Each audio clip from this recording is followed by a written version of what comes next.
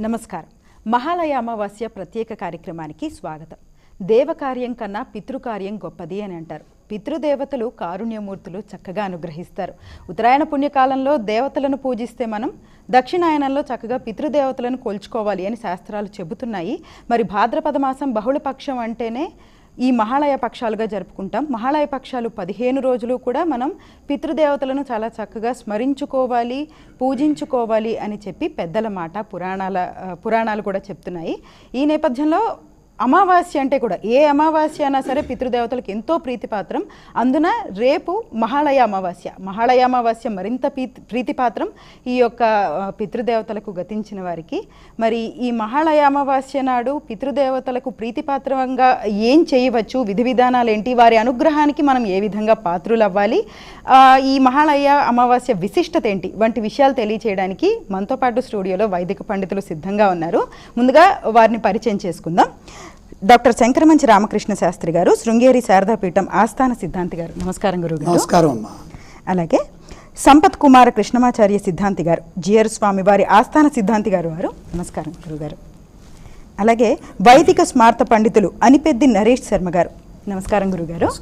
శుభం. గురుగారు, మొదట శంకరమంచి గారితో మొదలు పెడదాం. అసలు ఈ మహాలయ అమావాస్య యొక్క విశిష్టత ఏమిటి గురుగారు? శ్రీ మహాగణాధిపతయ నమః. శాస్త్రం ఏం చెబుతుందంటే, తత్ర భాద్రపదే మాసి యో అమావాస్యాం అవాప్య చ పితॄన్ సంతర్పయేత్ భక్త్యా సో అశ్వమేధ ఫలం లభేత్. ఎవరైతే అమావాస్య నాడు పితృకార్యాన్ని ఆచరిస్తారో, శ్రద్ధగా శ్రాద్ధాన్ని పెడతారో వారికి అశ్వమేధ ఫలం లభిస్తుంది అని. యత్ర భక్తియుతా లోకాః తర్పయిష్యంతి వై పితॄన్ తే అశ్వమేధ ఫలం ప్రాప్య ప్రయాస్యంతి పరాంగతిం. అమావాస్య దినే ప్రాప్తే తత్ర కన్యాగతే రవౌ యశ్రాద్ధం కురుతే భక్త్యా స పితॄన్ స్థారయే నిజాన్.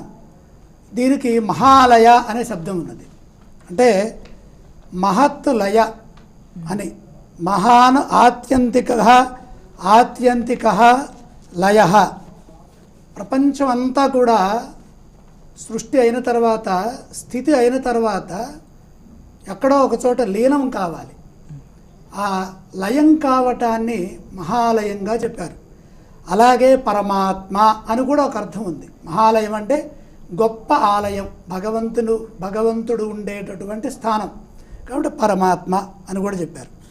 ఇక్కడ ఏం చెప్పారు అంటే, మహాలయము అంటే పితృపక్షము అని అర్థం. ఈ పితృపక్షం ఏ విధంగా ఉంటుందంటే, శాస్త్రరీత్యా మనకి యాన్యహానితు షోడశ, సూర్యభగవానుడు కన్యారాశిలో ఉండేటటువంటి భాద్రపద మాసంలో వచ్చే రెండవ పక్షం, దీన్ని అపరపక్షము అని కూడా అంటారు. ఈ అపరపక్షంలో సూర్యనారాయణమూర్తి కన్యారాశిలో ఉన్నప్పుడు వచ్చేటటువంటి కాలాన్ని పితృకాలము. అది ఎటువంటిది? కర్తుభిస్తాని తుల్యాని, యజ్ఞ సమానమైనటువంటి ఫలాన్ని.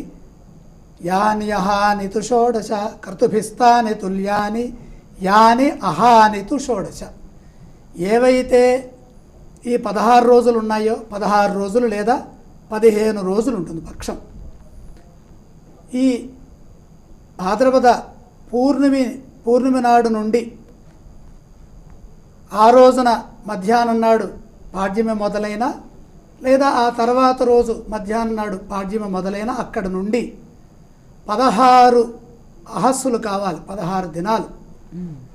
దానికేం చెప్పారు? అమావాస్య అయిపోయి ఒకవేళ ఆశ్వీజ మాసంలో శుక్ల ప్రతిపత్తు మొదలైనప్పటికీ కూడా, అంటే ఆ తిథి వృద్ధి చెందటం వల్ల అక్కడ 16 రోజులు వస్తాయి. లేదా సౌర దినాలు 16, ఈ చాంద్ర దినాలు 15 అయినా సరే. పక్షం అంటే 15 అని కదా, షోడశ కళలు 16 కదా. అంటే వీడి యొక్క సామ్యతతో చేసేటటువంటి కార్యక్రమాన్ని ఈ పితృపక్షము అంటారు. ఇవి కర్తుభిస్తాని తుల్యాని, యజ్ఞ సమానమైన ఫలాన్ని అందిస్తాయి. పితృదేవత ఆరాధన కోసమై వసు, రుద్ర, ఆదిత్య అనే రూపములతో ఉండేటటువంటి పితృదేవతల యొక్క స్థితి. అంటే మన పూర్వీకులు గతించిన తర్వాత మొదటి స్థానం ఏ రూపాన్ని పొందుతారంటే వసు రూపాన్ని పొందుతారు. తర్వాత తాతగారి స్థానం రుద్ర రూపంగా ఉంటుంది. తర్వాత ముత్తాతగారి స్థానం ఆదిత్య రూపంగా ఉంటుంది. ఈ వసు రూపం కానీ ఆదిత్య రూపం, రుద్ర రూపం కానీ, ఆదిత్య రూపంలో కానీ ఉండేటటువంటి దేవతా గణం ఏదైతే ఉందో వారిని అర్చించడం ద్వారా మనకున్నటువంటి ఈ జీవితానికి సంబంధించిన, వంశానికి సంబంధించిన, సంతానానికి సంబంధించిన ఇబ్బందులు ఇవన్నీ కూడా తొలగిపోతాయి. ఇక్కడ కనుక చేసుకున్నట్టయితే అది మంచి చేస్తుంది. ఇంకా ఏం చెబుతుందయ్యా అంటే అసలు అమావాస్య నాడు ఎందుకు చేయాలి? 15 రోజులు చేస్తున్నాము. అమావాస్యకి పితృదేవతలకి ఉన్నటువంటి సంబంధం ఏంటంటే అసలు అమావాస్య తిథికి అధిపతులే పితృదేవతలు. శాస్త్రం ఏం చెబుతుంది? వన్నిస్రష్ట్రు హిమాద్రిజ గణపతి సర్ప కుమారో రవి అని మొదలుపెట్టి ఈ తిథి అధిపతులు ఏం చెబుతుంది అంటే కామ కలీందు పిత అని చెబుతుంది. అంటే ఇందు అంటే పూర్ణిమికి చంద్రుడు అధిపతి, అమావాస్యకి పితృదేవతలు. ఏదే సర్వదినాధిపాస్యు, వీళ్ళంతా కూడా దినములు. అంటే దినములు అంటే ఇక్కడ తిథులను కూడా దినములని పిలుస్తారు. ఈ దినాధిపతులుగా ఉన్నారు. అంటే అమావాస్య తిథికి అధిపతి ఎవరయ్యా అంటే సాక్షాత్ పితృదేవతలు. పితృదేవతలకు సంబంధించిన కొన్ని నక్షత్రాలు ఉన్నాయి. అవేంటది? మఖా నక్షత్రం. మొన్న ఆదివారం నాడు మఖ వచ్చింది. అలాగే భరణీ నక్షత్రం, యముడికి సంబంధించినటువంటి ఈ పితృదేవతల యొక్క లోకానికి అధిపతిగా, ధర్మదేవతగా ఆయన పరిపాలిస్తుంటాడు యముడు. ఆయన నక్షత్రంలో కానీ, భరణిలో కానీ, మఖలో కానీ, లేదా ఈ అమావాస్య నాడు కానీ పితృదేవతల్ని అర్చిస్తే విశేషం. రేపటికి ఉన్న విశేషం ఏంటయ్యా అంటే రేపు గజఛాయ, హస్తానక్షత్రంలో సూర్యభగవానుడు సంచారం చేస్తున్నారు. రేపు అపరాహ్న సమయానికి చంద్రుడు కూడా హస్తానక్షత్రంలోకి ప్రవేశిస్తున్నారు. కాబట్టి దీన్ని ఏమంటారు? గజఛాయ అంటారు. గజఛాయ అంటే ఏంటండి అంటే ఒక ఏనుగుని, జీవించి ఉన్నటువంటి ఏనుగుని తూర్పు ముఖంగా నిలబెడితే ఆ అపరాహ్న సమయానికి మధ్యాహ్నం దాటిన తర్వాత అపరాహ్నం వస్తుంది. సూర్యుడు వెనక్కి వెళతాడు. కొద్దిగా అలా వెనక్కి వెళ్ళంగానే ఈ గజము యొక్క నీడ తూర్పు వైపుకు పడుతుంది. యజమాని దక్షిణాభిముఖంగా కూర్చొని అంటే దాని తొండమ ప్రాంతం దగ్గర దాని ఏనుగు బొమ్మ పడుతుంది నీడ. ఆ నీడలో పితృపిండములు, పితృతర్పణములు చేయాలని, అలాగే గజకర్ణములాగా విసనకర్రలు చేసి అక్కడ ఆ ఏనుగుకి విసరాలని, ఈ సందర్భంగా కనుక చేసినట్లయితే అశ్వమేధ ఫలం పుణ్యం అనేది వస్తుందయ్యా. రేపు గజఛాయ కూడా ఉన్నది. అలాగే మఖా నక్షత్రంలో చంద్రుడు ఉండగా, హస్తానక్షత్రంలో సూర్యుడు ఉండగా కూడా గజఛాయ అంటారు. దాన్ని కూడా మొన్న వచ్చింది, ఇవాళ వచ్చింది. అంటే 2 సార్లు అమావాస్యతో ఉండటం ద్వారా సూర్యేందు సంగమ, సూర్యచంద్రులు ఇద్దరు కూడా ఒకే చోట ఉన్న సందర్భాన్ని అమావాస్య అంటాం. అదే సందర్భంలో హస్తలో చంద్రుడు ఉండటం, హస్తలోనే సూర్యుడు ఉండటం ద్వారాగా మనకి ఆ విధమైనటువంటి అనంతమైన పుణ్యం వస్తుంది. ఇది చాలా శుభప్రదమైనది. రేపటి రోజున ఎవరైనా సరే భక్తి శ్రద్ధ పురస్సరంగా పితృకార్యాన్ని నిర్వర్తించడం చాలా మంచిది.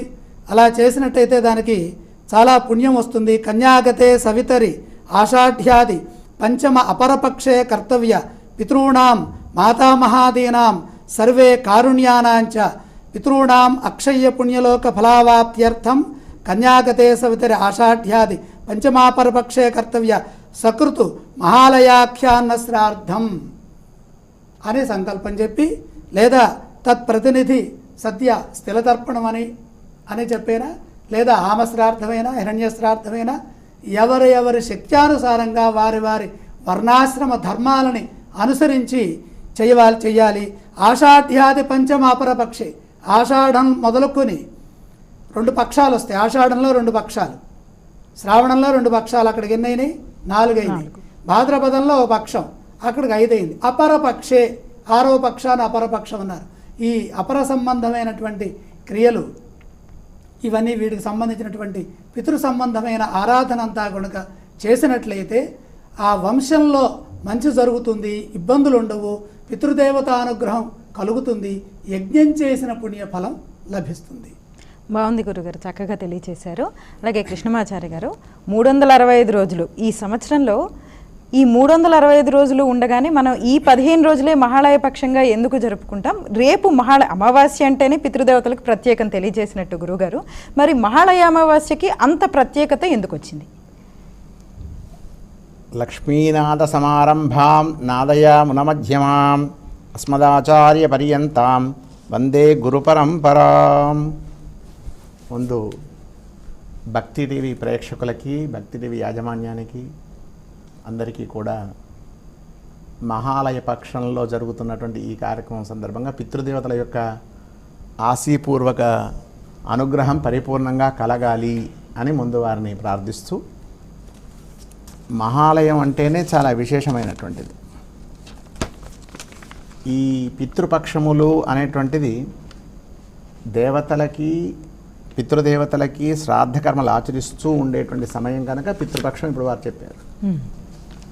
అయితే అన్ని వర్గముల వారు, ఈ వర్గము ఆ వర్గం అనేది లేకుండా అన్ని వర్గముల వారికి కూడా తల్లి తండ్రి మరణించినటువంటి ఆ తిథిని బట్టి ఆయా తిథులలో ఉండేటువంటి తర్పణ శ్రాద్ధ కర్మలన్నీ కూడా చేయలేనటువంటి ఒక స్థితి ఉన్నవారందరూ కూడాను ఒకవేళ వాళ్ళకి గతించిన తిథి వాళ్ళ జ్ఞాపకం ఉండొచ్చు, లేకపోవచ్చు, వాళ్ళు మర్చిపోవచ్చు, లేదు వాళ్ళకి వరుస క్రమంలో కూడా శ్రాద్ధాలు ఆచరించేటువంటి విధానం కూడా లేకపోవచ్చు.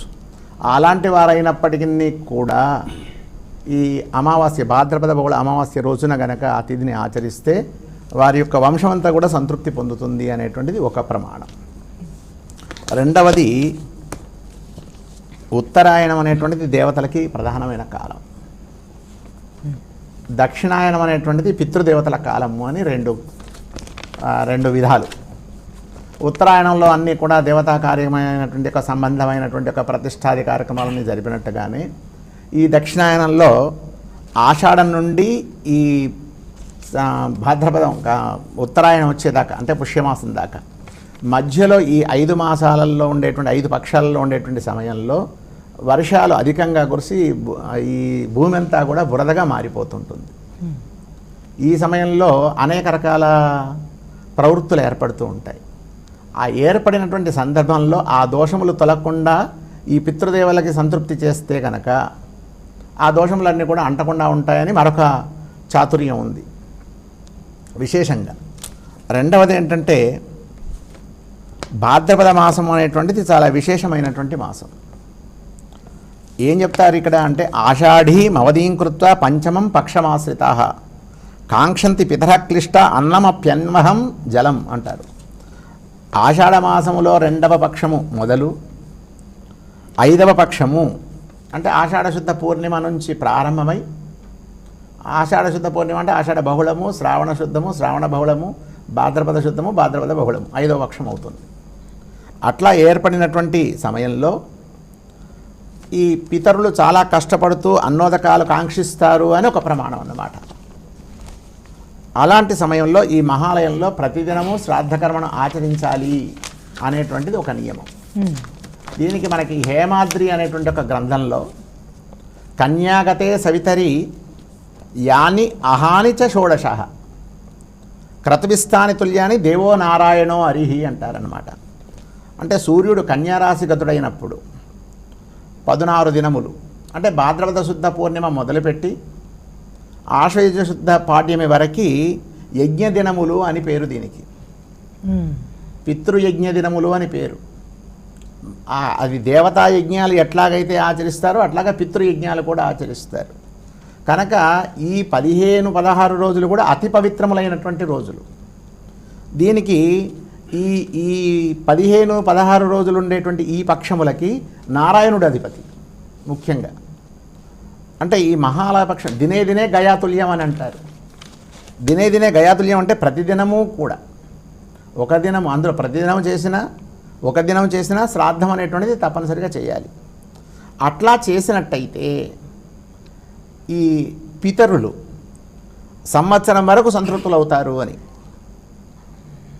ఒకరోజు ఆచరిస్తే సంవత్సరం మొత్తం సంతృప్తిగా ఉంటారు అని స్కాంద పురాణం తెలియచేస్తుంది మనకి. ఆషాఢ్య పంచమే పక్షే కన్యా సంస్థే దివాకరే యో వై శ్రాద్ధం నరకుర్యాత్ ఏకస్మిన్ అపివాసరే తస్య సంవత్సరం యావత్ సంతృప్తా పితరో ధ్రువం అంటారు. అంటే ఈ కన్యారాశిలో ఉన్నప్పుడు, కన్యారాశిలో సూర్యుడు ఉంటాడు. సూర్యుడు ఉన్నప్పుడు అది మొదలు వృశ్చిక రాశి వరకు, అంటే వృశ్చిక రాశిలోకి సూర్యుడు వచ్చేంత వరకు కూడా ఈ ప్రేతపురి అంటారన్నమాట. ప్రేతపురి అంటే తెలుసు కదా, ఆ ప్రేతపురి శూన్యంగా ఉంటుంది అని. అప్పుడు అందరూ కూడా అన్నాన్ని కోరుతూ ఉంటారు. అందరూ అన్నాన్ని కోరేటప్పుడు ఆ కోరుతూ వారి వారి ఇండ్ల చుట్టూ తిరుగుతారు అని భారతంలో చెప్పబడింది. యావశ్చ కన్యాతులయో క్రమాదాస్తే దివాకర శూన్యం ప్రేతపురం తావత్ వృశ్చికం యావదాగత. అంటే వృశ్చిక మాసం వెళ్ళిన తర్వాత దేవతలతో సహా నిట్టూర్చి నాకెవరు పెట్టేవాళ్ళు లేరు కనుక వీళ్ళకి కూడా ఎవరు పెట్టేవాళ్ళు ఉండకుండుగా కానీ శపిస్తారు అని ఇక్కడ ప్రమాణం అన్నమాట. అందుకోసం వృశ్చికే సమతిక్రాంతే పితరౌ దైవతై సహా నిశ్వస్య ప్రతిగచ్చంతి శాపం దత్వా సుధారుణం అంటారనమాట. ఇది బ్రాహ్మవచనం. ఈ దినములలో శ్రాద్ధకర్మ చేసేటువంటి ఒక పద్ధతి అనేటువంటి ప్రత్యేకంగా చెప్పబడుతుంది. అంటే పంచమి నుండి కానీ అష్టమి నుండి కానీ ఇవన్నీ మొదలుకొని శ్రాద్ధకర్మని తప్పనిసరిగా చేయవలే. మఘాయుక్త త్రయోదశి ఇప్పటిదాకా చెప్పారు మన శంకరవంశి వారు. మఘా నక్షత్రంలో ఉండేటువంటి ఒక సమయంలో కూడా శ్రాద్ధం విశేషం. అట్లాగా నాగరఖండము అనే ఒక గ్రంథంలో ఈ మఘా నక్షత్రంలో ఉండేటువంటి ఒక సూర్యుడు ఉన్నప్పుడు లేదు మఘా నక్షత్రం వచ్చినప్పుడు ఈ పక్షంలో శ్రాద్ధం చేయడం వల్ల విశేషమైనటువంటి ఫలితం ఉంటుంది అని కూడా చెప్పబడింది అన్నమాట. ఉత్తరాయణము దక్షిణాయనం అని రెండు ఉన్నాయి కదా. ఈ ఉత్తరాయణంలో అంతా దేవతా కార్యాలు చేసినట్టుగా అప్పుడు ఉత్తరాయణంలో దేవతా కార్యాలు చేస్తే ఎంత శ్రేష్టమో దక్షిణాయనంలో కూడా ఈ పితృదేవతలకి కూడా ఈ శ్రాద్ధకర్మలు ఆచరిస్తే అంతకంటే గొప్ప శ్రేష్టము అని కూడా చెప్పబడింది అన్నమాట. ఇక్కడ పాలు తేనె వగైరా సమర్పిస్తూ ఉంటారు దీంట్లో ఆ పిండ ప్రధానం అనేటువంటి విషయంలో. అంటే పాలు అనేటువంటిది విశేషం. మధువు అంటే రెండు రకాలుగా వాడుతారు. అంటే కొంతమంది వారు వాడేటువంటి విధానంలో ఉండే మధువు వేరు. మధువు అంటే తేనె అని కూడా ఇక్కడ అర్థం. అంటే కూరగాయలు పాలు పాయసం ఇవన్నీ కూడా తయారు చేసి శ్రాద్ధానికి సంబంధించినటువంటి ఒక వ్యవస్థ అంతా కూడా చేసిన తర్వాత ఈ పితృదేవతలను సంతృప్తి చేయటానికి అక్కడ ఒక కార్యాన్ని ఆచరిస్తూ ఉంటారు. ఇలా ఆచరించవలసి ఉంటుంది కనుక ఇది ఆచరించాలన్నా అవసరమా లేదా అనేటువంటి విషయం మళ్ళీ అడుగుతారు. అప్పుడు వశిష్ఠుల వారు చెప్తారన్నమాట, ఇది తప్పనిసరిగా ఆచరించవలసినటువంటి ఒక విషయము. ఇది ఆచరించినట్టయితే ఆ పితృదేవతలు సంతృప్తులై తమ సంతతికి వారి యొక్క అనుగ్రహాన్ని ఇస్తారు. సంతానానికి పితృదోషాలు లేకుండా, ఆ కుటుంబానికి లేకుండా, ఆ వంశానికి కూడా లేకుండా ఆ పైన ఉండేటువంటి ఒక పితృదేవతలందరూ కూడా అనుగ్రహిస్తారు అని దాని విశేషం అన్నమాట. అందులో ఈ శ్రాద్ధంలో తేనె ప్రధానం. ఆ తేనె అంటే చాలామంది సహజంగా మాంసాహారం అలాంటివి పెడుతూ ఉంటారు. వారి వారి సంబంధంగా వారి వారి అనుకూలంగా వారి వారి ఆచారంగా. కానీ శ్రాద్ధంలో అన్నశ్రాద్ధము ఆమశ్రాద్ధము అని రెండు విధాలు. అన్నశ్రాద్ధం అంతా కూడా బ్రాహ్మలు చేస్తారు. ఆమశ్రాద్ధం అంతా కూడా మిగతా వారందరూ చేస్తారు. ఆమశ్రాద్ధం చేయడము అంటే ఆమశ్రాద్ధం లోపల అన్నం బియ్యము పప్పు ఉప్పు కూరగాయలు చల్ల చమరు అన్నట్టుగా అవన్నీ చెప్తూ ఉంటారు కదా. అలాగా అవన్నీ కూడా చేసేటువంటిది ఆమశ్రాద్ధం. అన్నశ్రాద్ధం అంటే ఒక వ్యక్తిని కూర్చోబెట్టి ఒక విశ్వేదేవ రూపంలో వసురుద్రాచార్య స్వరూపంలో లేదు విశ్వేదేవర్లని ఒక ఇద్దరిని కూర్చోబెట్టి పితృపితామహ ప్రపితామహులని ముగ్గురిని కూర్చోబెట్టి శ్రాద్ధ సంరక్ష శ్రీ మహావిష్ణువు అని మరొకరిని కూర్చోబెట్టి వీరందరికీ రక్షణగా బ్రహ్మని కూర్చోబెట్టి ఇలాగా శ్రాద్ధాన్ని ఆచరిస్తారు. ఇది ఆమశ్రాద్ధంగా చేసేటువంటిది. దీంట్లో పార్వణ విధానం అని సంకల్ప విధానం అని ఇలా అనేక రకాలుగా ఉంటుంది. ఇలాంటి శ్రాద్ధాలు చేయడం వల్ల అందులో హస్తా నక్షత్రంతో కూడినటువంటి అమావాస్య ఏర్పడుతున్నప్పుడు ఇది చాలా విశేషమైనటువంటి శ్రాద్ధంగా చెప్పారు. ఎందుకు ఆ విశేషము అంటే హంసే కరస్థితే యాతు అమావాస్యా కరాన్విత సాజ్ఞేయ కుంజరచ్ఛాయ ఇది బోధాయనో బ్రవీత్. ఇప్పుడు ఇంతకుముందు గజఛాయ గురించి చెప్పారు మన శాస్త్రి గారు. శంకరవంశి గారు. అంటే దాంట్లో గజవీధిని గురించి వినాయక చవితిలో చెప్పినట్టుగా ఈ నక్షత్రములున్న మండలాన్ని గజవీధి అంటారన్నమాట. ఇక్కడ చాలా విశేషం. అంటే ఆ సమయంలో ఉండేటువంటి ఒక నక్షత్రాన్ని బట్టి ఆ మండలాన్ని గజవీధి అని పేరు. ఆ నక్షత్రంలో కూడినటువంటి చంద్రసూర్యుల యొక్క ఛాయ గజఛాయ అవుతుంది. ఇది సంవత్సరానికి ఒక మారు మాత్రమే వస్తుంది. అది ఎప్పటి నుంచి ఎప్పటిదాకా వస్తుంది అంటే భాద్రపద బహుళ త్రయోదశి నుండి అమావాస్య దాకా ఉంటుందన్నమాట. అందుకే అపరాహ్న వేళ చేస్తుంటారు. చీకటి అనేది ఉంటుంది కదా, అవును. దాంట్లో చిమ్మ చీకటి అని ఒక పేరు, చీకటి అని ఒక పేరు. అవును. చిమ్మ చీకటి అంటే బాగా విపరీతంగా ఉంటుంది, చీకటి అంటే మామూలుగా ఉంటుంది. ఆ చిమ్మ చీకటికి ఉపలక్షణంగా చెప్తారన్నమాట. అంటే ఈ రోజున ఈ వసురుద్ర ఆదిత్య స్వరూపులైనటువంటి పితరులకు శ్రాద్ధము తప్పనిసరిగా ఉనర్చవలసి ఉన్నది. అయితే ఇక్కడ నాంది శ్రాద్ధం అని ఒకసారి చేస్తారు, మహాలయ పక్ష శ్రాద్ధం చేస్తారు, తిథి ప్రకారంగా చేసేటువంటి శ్రాద్ధం ఒకటి చేస్తుంటారు. ఇందులో నాందీముఖంగా చేసేటువంటిదేమో శుభకార్యాలలో అక్కడ పితృదేవతలు సంతృప్తిపరచడం కోసం చేసేటువంటి ఒక శ్రాద్ధం నాంది శ్రాద్ధం. పక్షములలో చేసేటువంటి శ్రాద్ధం మహాలయ పక్ష శ్రాద్ధం. సహజంగా ప్రతి సంవత్సరము వార్షికంగా వచ్చేటువంటి శ్రాద్ధం అది వార్షిక శ్రాద్ధంగా, ప్రతి సాంవత్సరిక శ్రాద్ధంగా చెప్తారన్నమాట. ఇక్కడ పితామహుడు, ప్రపితామహుడు వీరు ముగ్గురు ఎప్పుడూ సదా అశ్రుముఖులు అంటారన్నమాట. వీరందరినీ పితరులే అంటారు. వారికి పూర్వులు, వారికంటే పూర్వులు నాందిముఖులు అవుతారు. నాంది అంటే ఏమిటి అర్థం? ఇక్కడ బ్రహ్మవచనంగా చెప్పేటప్పుడు సమృద్ధి అని చెప్పారన్నమాట. అంటే పూర్ణిమ నాడు తప్ప మరి ఒక పూర్ణిమ నాడు పిండ ప్రదానం నిషిద్ధము. అంటే అందుకోసమని ఈ భాద్రపద శుద్ధ పూర్ణిమ నుండి ఆశ్వయుజ శుద్ధ పాడ్యమి దాకా ఈ విశేషమైనటువంటి యొక్క రోజులు అని మనకి గార్గ్యుడు అనేటువంటి మహానుభావుడు తెలియజెప్తాడు. అట్లా మరి భాద్రపద శుద్ధ పూర్ణిమ కూడా అమావాస్య లాంటిదే విశేషంగా చెప్పినప్పుడు. ఈ ఆచారము ఈరోజు తక్కిన వర్ణముల వారందరూ కూడా ఆచరిస్తూ ఉన్నారు. దీన్ని మహాలయ పూర్ణిమ అని కూడా ఒక దగ్గర ఉంది సంబంధంలో. అంటే ఆ రోజున ఆరంభమవుతుంది కనుక దాన్ని మహాలయ పూర్ణిమ అని కూడా చెప్పుకొచ్చారు. మహాలయ పూర్ణిమ అని కూడా మాల పూర్ణిమ అని కూడా ఒక మాట చెప్పారు. అంటే దానికి ఒక కథ సంగ్రహమైనటువంటి విశేషమైనటువంటి కథ కూడా ఉంది. కానీ విశేషంగా భాద్రపద శుద్ధ పూర్ణిమ నాటి ఆరంభం నుంచి మొదలు పెడితే ఆశ్వయుజ శుద్ధ పాడ్యమి దాకా ఈ 16 కళలతో పాటుగా ఉండేటువంటి తిథులన్నీ కూడా 16 రోజులుగా ఏర్పడినటువంటి తిథులన్నీ కూడా అందులో వృద్ధిక్షయాలను బట్టి ఈ 15 రోజులు పక్షములుగా మనకి నిర్ణయించారు పెద్దలు. ఈ పక్షములలో చేసేటువంటి యొక్క పితృదేవతలకు సంబంధించినటువంటి ఆరాధన, పితృదేవతలకు సంబంధించినటువంటి శ్రాద్ధములు, మరి వారు శుక్లపక్షంలో పోతే మరి కృష్ణపక్షంలో చేస్తున్నారేమిటి అని కూడా అడగచ్చు. కానీ అది ఏ పక్షంలో జరిగినప్పటికీ కూడా ఈ పితృపక్షములలో ఆ తిథిని బట్టి చేయడం అనేటువంటిది చాలా విశేషమైనటువంటిది. అలా చేసినట్టయితే ఈ లోకంలో ఆ పితృదేవతల శాపం ఉండదు, ఆ కుటుంబానికి వృద్ధి జరుగుతుంది. వారు ఏ పద్ధతిలో చేసినా, అంటే వారికి కొన్ని ఆచారాలు ఉంటాయి. కొంతమంది పిండ ప్రదానం చేస్తారు, కొంతమంది మామూలుగా బియ్యాలు, ఉప్పు, పప్పు, కూరగాయలు కల్పిస్తారు. ఇట్లా అనేక రకాలుగా జరుపుతూ ఉంటారు కదా. వారందరూ వారి ఆచారాలుగా సమర్పించినప్పుడు ఆ పితృదేవతలు ఆ రకంగా అనుగ్రహిస్తూ ఉంటారు. ఇది చాలా విశేషమైనటువంటిది అన్నమాట. పితృదేవతలను ఎందుకు స్మరించుకుంటాం మహాలయ పక్షాల్లో అన్న విషయాన్ని చాలా చక్కగా తెలియజేశారు వారు. అనిపెద్ది గారితో మొదలు పెడదాం. ముందుగా అనిపెద్ది గారు, మహాలయ అమావాస్య విశిష్టత ఏమిటి? ఇంత ప్రత్యేకంగా మళ్ళీ ఎందుకు అడుగుతున్నానంటే, ఒకటి చాలామంది మేము సంవత్సరానికి ఒకసారి ఆబ్దికం పెట్టుకుంటున్నాం కదా, ఎందుకు మళ్ళీ పెట్టుకోవాలి, ఇది సరిపోతుంది కదా అని అనుకుంటారు. 2, దైవ సంబంధిత కార్యక్రమాలు చేసినంతగా ఈ యొక్క ఆబ్దికాలను చెయ్యరు, విడిచిపెట్టేస్తూ ఉంటారు. 3, మా ఇంట్లో అసలు సంప్రదాయమే లేదు, మహాలయ పక్షాలకి మేము పెట్టుకోము, మా ముందు వాళ్ళు ఎవరు పెట్టుకోలేదు అని అంటూ ఉంటారు.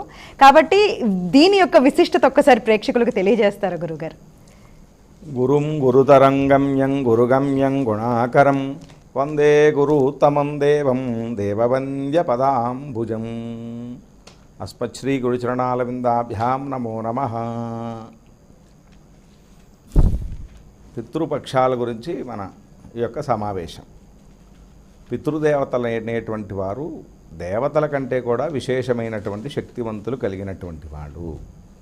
పితృదేవ ప్రసాదేన కర్తృవంశోభివర్ధతే అని శాస్త్రం చెప్తోంది. పితృదేవతల యొక్క అనుగ్రహం కనుక కలిగితే వంశాభివృద్ధి సమృద్ధిగా కలుగుతుంది అని. మీరు అడిగిన ప్రశ్నలో సంవత్సరానికి ఒకసారి దద్దరం పెడితే సరిపోతుంది కదా, మళ్ళీ ఈ అమావాస్యలు ఇవన్నీ ఎందుకు అనేటువంటి సందేహం చాలామందికి కలుగుతుంది. ఆ సందేహ నివృత్తి కలగాలి అంటే కొన్ని విషయాలు మనం తెలుసుకోవాలి. దాంట్లో ముఖ్యంగా కాలాలు ఉన్నాయి. ఏమిటా కాలాలు అంటే మనుష్యకాలము, దేవకాలమానము, పితృకాలమానము అని ఈ విధంగా ఉన్నది. మనకి సంవత్సరం అయితే పితృదేవతలకి ఒక్కరోజు అయినట్టు.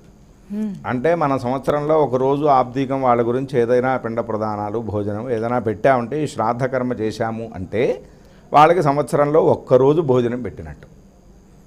ఈ శ్రాద్ధం అంటేనే శ్రద్ధయా అనేన దీయతే ఇది శ్రాద్ధం. శ్రద్ధగా పితృదేవతలను ఉద్దేశించి ఏ రకమైనటువంటి లోటుపాటులు లేకుండా పూర్తిగా మనస్ఫూర్తిగా బ్రాహ్మణ్ణి పిలిచి అర్చన చేసి వాళ్ళకి భోజనం పెట్టటం. బ్రాహ్మణులైతే కనుక ఆ భోజనం పెట్టి ఆ శ్రాద్ధం చేస్తారు. బ్రాహ్మణేతరులైతే కనుక ఇతర వర్ణాల వారు వారి వారి ధర్మాన్ని బట్టి స్వయం పాకం ఇవ్వటం. దాంట్లోనే తెలిసిపోతుంది స్వయం పాకం, మీరు స్వయంగా వండుకొని పదార్థాలు తినండి అని. అట్లా ఆయన పిలిచి ఆ శాస్త్రి గారిని పండితులను పిలిచి వాళ్ళకి అర్చన చేసి మా పితృదేవతల తృప్తి కోసం అని చెప్పి ఈ ద్రవ్యాలు ఇస్తున్నాం, మీరు స్వీకరించండి, హాయిగా భుజించండి, దానివల్ల మా పితృదేవతలు తృప్తి పొందుతారు అని చేయటం. ఇది సంవత్సరానికి ఒకసారి చేయటం. మన దృష్టిలో సంవత్సరానికి ఒకసారి చేస్తే ఆ పితృదేవతలకి ఒకరోజు భోజనం పెట్టినట్టు అనమాట. అందుకనే మనకి శాస్త్రం ఏం చెప్పిందంటే షణ్ణవతి శ్రాద్ధములు అని ఉన్నాయి. మొత్తం సంవత్సరంలో సుమారుగా 96 రోజుల పాటు పితృదేవతల్ని అర్చన చేయడానికి మనం సమయాన్ని కేటాయించాలి. ఎట్లా 96 అంటే 12 అమావాస్యలు, సంక్రమణం, ప్రతి నెల సంక్రమణం జరుగుతూ ఉంటాయి సంక్రమణములు. ఆ తర్వాత ఈ మహాలయ పక్షంలో 15 రోజుల పాటు వాళ్ళను ఉద్దేశించి చేయాలి.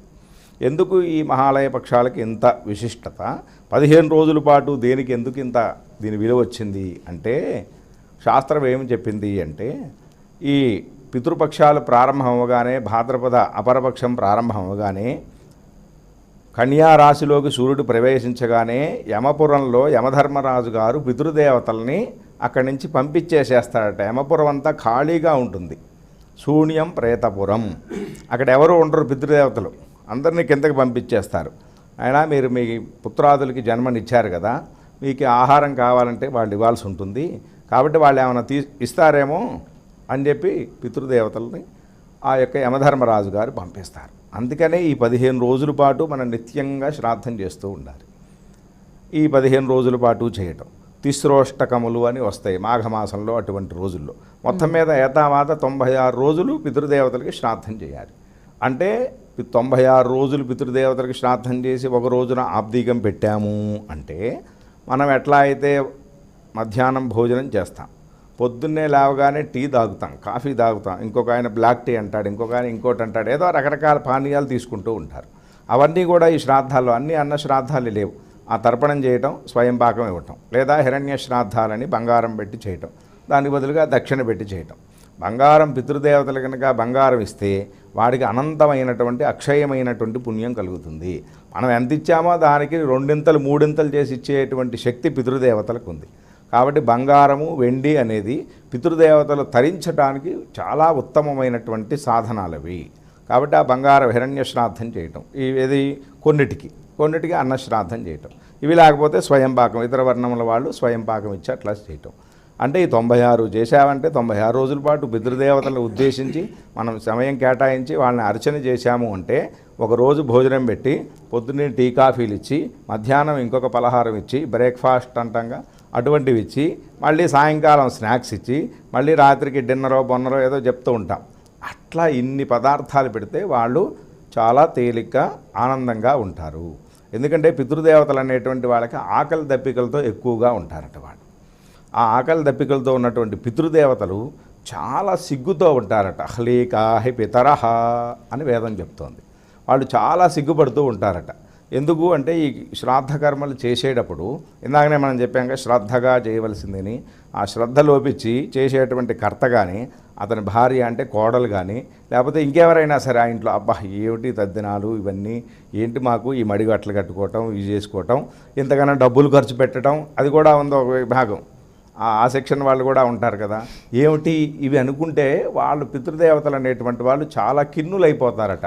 అయ్యయ్యో మనం వీడికి జన్మనిచ్చి ఇంత శరీరాన్ని, ఇటువంటి సౌష్ఠమైన శరీరాన్ని, ఇంత ధనాన్ని, ఇన్ని ఈ విధానాలుగా వీడిని మనం ఇట్లా కాపాడితే ఒక్క రోజున మన కోసం ఇవి చేయటానికి ఇంత బాధపడుతున్నాడా అని నిరాశ పితరో గతాః, నిరాశ చెంది వెళ్ళిపోతారట. శాపం దత్వా సుదారుణం, నిరాశ చెంది వెళ్ళిపోతూ అయ్యయ్యో ఇటువంటి వాడిని కన్నామే అని చెప్పి వాళ్ళు శపించి వెళ్ళిపోతారట. చాలామంది అడుగుతారు, ఎందుకండి మా నాన్న నన్ను శపిస్తాడా అని. మీ నాన్న ఈ జీవితంలో ఉన్నప్పుడు, ఈ జీవిగా ఉన్నప్పుడు మీ నాన్నకి నీకు చాలా దగ్గర సంబంధాలు ఉన్నాయి. ఆయనకి ఏం జరుగుతుందో తెలుస్తోంది. ఆయనకు ఆకలేస్తుంటే, ఆయన నీరసంగా ఉంటే తెలుస్తోంది. షుగర్ డౌన్ అయితే నోట పంచదార వేయాలని ఇక్కడ ఉన్నప్పుడు తెలుస్తుంది. అక్కడికి వెళ్ళిన తర్వాత మీ నాన్నగారు ఎటువంటి స్థితిలో ఉన్నారో నువ్వు తెలుసుకోలేవు. ఆయన ఏ రకమైనటువంటి ఆకలి దప్పికలతో ఉన్నారో నువ్వు తెలుసుకోలేవు. ఏ లోకంలో ఉన్నారో కూడా మనకి తెలియదు. అందుకనే ఈ శ్రాద్ధాలన్నీ చేయటం. చేస్తే ఈ శ్రాద్ధాలన్నీ చేస్తే ఏ లోకంలో ఉన్నా సరే వాళ్ళకి ఈ ఆహారం అనేది వెళుతుంది. అందుకనే ఆ 96 రోజుల పాటు శ్రాద్ధాలు చేయాలి. ఆబ్దికం తప్పకుండా పెట్టాలి. ఎట్లా చేరుతుందండి? మనం ఇక్కడ పెడుతున్నాం, ఏదో బ్రాహ్మణ్ పిలిచాం, ఆయనకి స్వయంపాకం ఇచ్చాం, ఆయన వండుకున్నాడు, ఇంటికి వెళ్ళాడు, తిన్నాడు, శుభ్రంగా అరిగిపోయింది, బేవు అన్నాడు, అయిపోయింది. ఎట్లా చేరుతుంది ఇది అంటే దానికి శాస్త్రం ఏం చెప్పింది అంటే, ఈ శ్రాద్ధంలో 3 రకాలైనటువంటి విభాగాలు ఉంటాయి, ప్రధానమైనటువంటి అంశాలు. ఏమిటి అది అంటే, బ్రాహ్మణ భోజనం పెట్టడం. వాళ్ళు గనక ఏ మనుష్య లోకంలోనో ఏదో లోకంలో ఉంటే కనుక సాటివాడి బ్రాహ్మడికి భోజనం పెట్టడం ద్వారా వాళ్ళకి ఆ లోకాలకి ఆ రూపంలో వాళ్ళకి వెళ్ళిపోయి మనుష్య రూపంలో ఆహారం చెందుతుంది. ఇవాళ మనం ఇట్లా తింటున్నాము అంటే ఏదో ఒక రోజున పూర్వజన్మలో ఎంతో కొంత చేసుకోబట్టి మనకి ఆహారం లభిస్తుంది. అట్లాగే మన పితృదేవతలను ఉద్దేశించి ఆహారం పెడితే, ఆ బ్రాహ్మడికి పెడితే ఈ మనుష్య లోకంలో ఉంటే వాళ్ళకి ఆహార సమృద్ధిగా అన్న సమృద్ధి కలుగుతుంది. అదే దేవతాలోకాల్లోకి వెళ్ళిపోయారు మన దేవతల పుణ్యవశం చేత అనుకోండి, అగ్నౌకరణం అని చెప్పి అన్నం తీసుకొని హోమం చేస్తాం. ఆ హోమం చేయటం వల్ల ఆ ఆహారం ఆ యొక్క దేవలోకాలకి వెళ్ళిపోయి అక్కడ వాళ్ళు ఏదైతే ఆహారం తీసుకుంటారో, ఆ లోకంలో ఏది ఆహారం తీసుకుంటారో అక్కడ వాళ్ళకి అది సమృద్ధిగా జరుగుతుంది. అట్లా కాదు పశుపక్షాదుల రూపంలో ఉన్నారు అంటే పిండ ప్రదానం చేయటం ద్వారా ఆ పశుపక్షాదుల రూపంలో ఉన్నటువంటి ఆ పితృదేవతలకి ఆహారంగా వెళ్ళిపోతుంది. దాని యొక్క పరిణామం మారిపోతుందన్నమాట. కాబట్టి మన మిత్రుడో పుత్రుడో ఎవరో అమెరికాలో ఉన్నాడనుకోండి, వాడు ఏం చేస్తాం, వాడికి అక్కడేం అన్నం దొరకపోవచ్చు, అక్కడే చపాతీలు దొరకవచ్చు, లేకపోతే ఇంకే బ్రెడ్ ముక్క దొరుకుతుంది. మనం ఏం చేస్తాం, వరేనైనా నువ్వు కొనుక్కొని తినరా అని చెప్పి ఇక్కడ డబ్బులు వేస్తాం, వాడికి ఏదో ధనం వాళ్ళకి సంబంధించిన ద్రవ్యం వేస్తాం. వేస్తే వాడు ఏం చేస్తున్నాడు, ఆ ద్రవ్యంతో వాడు అక్కడకు దొరికినటువంటి పదార్థాన్ని తీసుకొని వాడు హాయిగా సుఖంగా ఉంటున్నాడు. అట్లాగే పితృదేవతలకి మనం ఈ 3 రూపాల్లో శ్రాద్ధం చేయటం చేత వాళ్ళు ఏ లోకాల్లో ఉన్నప్పటికీ కూడా ఈ ఆహారం అక్కడికి వెళ్ళి వాళ్ళకి ఆకలి దప్పికలు లేకుండా చేస్తుంది. అదే ఇంకా రాక్షస రూపాల్లో ఉన్నారే అనుకోండి, వాళ్ళకి వికిరపిండాలని చెప్పి పెడతారు శ్రాద్ధం జరిగేటప్పుడు. ఆ వికిరపిండ రూపంలో వెళ్ళి వాళ్ళకి ఆ లోకాలకు చెల్లుతుంది. భోజనం చేయగానే అమృతాభిధానవశీరవ రవేయ పుణ్యనిలయే పద్మార్బుదనివాసిన మృధినావతకం దత్తం అక్షయ్యముపతిష్టదు అని నీళ్లు వదిలిపెడతారు. ఉత్తరాపోషణ అంటారు దాన్ని. అట్లా చేయటం వల్ల ఏదైనా రవరవాది లోకాల్లో ఉంటే వాళ్ళకి ఈ నీళ్ళన్నీ కూడా చెందిపోతాయి. ఎంతకాలం రవరవాది నరకాల లోకాలు అంటే పద్మ అర్బుద. పద్మం అంటే 10,000, అర్బుదం అంటే 1,000,000. 10,000, 10 లక్షలు, 10 కోట్ల సంవత్సరాల నుంచో ఏదైనా పితృదేవతలు కనుక ఆ నరకలోకాల్లో ఉంటే ఈ నీళ్లు వాళ్ళకి ఆహారంగా చెందుగాక అని వాళ్ళకి ఆ నీళ్ళని అర్పణ చేస్తాం. ఈ విధంగా శ్రాద్ధం చేయటం ద్వారా ఈ 96 శ్రాద్ధాలు ఆబ్దికాలు చేయటం ద్వారా వాళ్ళకి సంపూర్ణమైనటువంటి ఆకలి దెబ్బకిలన్నీ కూడా తీరిపోయి వాళ్ళు ఉత్తమ లోకాలకు వెళతారు, సుఖంగా వెళ్తారు. వాళ్ళ ఆశీర్వచనం కనుక మనకి దొరికింది అంటే ఇంకా దానికి మించినటువంటి గొప్ప ఆశీర్వచనం ఇంకోటి ఏమీ ఉండదు. దేవతల ఆశీర్వచనాల్లో కొన్ని లింకులు ఉంటాయి. ఎంతవరకు అడిగితే అంతవరకు ఇస్తారు. స్వామి విఘ్నేశ్వర నాకు విఘ్నాలు లేకుండా ఇవ్వు అంటే విఘ్నాలు లేకుండానే ఇస్తారు, కానీ అవసరమైనది ఇవ్వడు. లక్ష్మీదేవిని ప్రార్థన చేస్తే ఎంతవరకు డబ్బు కావాలి, 1,00,00,000 రూపాయలు కావాలంటే 1,00,00,000 ఇస్తుంది. తర్వాత ఇంకా ఆయన నువ్వు అంతే అడిగావు కదరా ఇచ్చా అంటుంది. కానీ పితృదేవతల దగ్గర అట్లా ఉండదు. దానికి ఏం చెప్పింది వేదం అంటే ఆపూర్యా స్థావా పూరయత ప్రజయా చ ధనేన చ. పితృదేవతలను కనుక మనం ఆరాధన చేసి వాళ్ళని సంతృప్తి పరిస్తే వాళ్ళ యొక్క ఆశీర్వచనం చేత ఎప్పుడూ వాళ్ళు మనల్ని పూరింపజేస్తారట. దేని చేత అంటే ప్రజయా చ, సంతానం చేత, వంశాభివృద్ధి ద్వారా మనల్ని సంపూర్ణవంతుల్ని చేస్తారు. ధనేన చ, మంచి ఐశ్వర్యం చేత ఆ పితృదేవతలు మనల్ని ఎప్పుడూ కూడా సంపూర్ణవంతుల్ని చేస్తారు. కాబట్టి ఈ సంవత్సరంతో పాటు ఆ ప్రత్యాబ్దికంతో పాటు ఈ శ్రాద్ధములను కూడా వారి వారి ధర్మాలని వారి వారి వర్ణాశ్రమాలని ఆచరించి దాని ప్రకారంగా వాళ్ళు తప్పకుండా ఇవన్నీ కూడా ఆచరించవలసిందే. పితృదేవతలను పూజిస్తే కొలుచుకుంటే మనకు వచ్చే ఫలితాలను చాలా చక్కగా తెలియజేశారు గురుగారు. అలాగే శంకరమంచి గారు, రేపు మహాలయ అమావాస్య రోజు ఆచరించవలసిన సంప్రదాయాలు ఏమిటి? దీంట్లో సాంప్రదాయం అనేది ఇది భారతీయ సాంప్రదాయము. ప్రధానంగా శ్రద్ధాపూర్వకంగా పితృదేవత ఆరాధన వారి వారి వంశానుగతంగా వస్తున్నటువంటి సాంప్రదాయం. సాంప్రదాయం అంటే ఆచరణ. అంటే కొంతమంది శ్రద్ధతో మడిగట్టుకొని పండితుల్ని పిలిచి ఈ సకృన్ మహాలయ శ్రాద్ధం పెడతారు, అన్న శ్రాద్ధం పెడతారు, దాన్ని ఆచరించడం. అది అవకాశం లేని వారు హిరణ్య శ్రాద్ధం పెడతారు, దానైనా చేయటం. లేదంటే స్వయం పాకమైనా సరే పండితులకు ఇవ్వటం, లేదంటే కొంత తర్పణైనా ఇవ్వటం. పితృస్తోత్రం అనే ఉన్నది, అది చివరిలో చెప్తాను, చిన్నదే. అది గరుడ పురాణంలో, తర్వాత ఇంకా చాలా పురాణాల్లో చెప్పారు. చిన్నది చెప్పుకుందాం, పెద్దదైతే మళ్ళీ అది 100 శ్లోకాలతో ఉన్నదైతే ఇప్పుడు తేలదు అది. కనుక ప్రధానంగా పితృదేవత ఆరాధన. అసలు ఈ పితృదేవతలు అంటే ఎవరనేది మనం తెలుసుకోవాలి. వీరికి ఈ అమావాస్యకి భాద్రపదానికి ఉన్నటువంటి సంబంధంలో మనం చాలా విశేషాలని మన జనగామ సిద్ధాంతి గారు చెప్పారు, అలాగే మన అనిపెద్ది వారు చెప్పారు. చాలా ముఖ్యమైనటువంటి సందర్భం ఇది, శ్రద్ధతో చేయవలసింది. అసలు శ్రద్ధ అంటే ఏంటి? ఈ వంశంలో గతించి ఉన్నటువంటి పెద్దలకి నువ్వు చేసేటటువంటి నమస్కారం.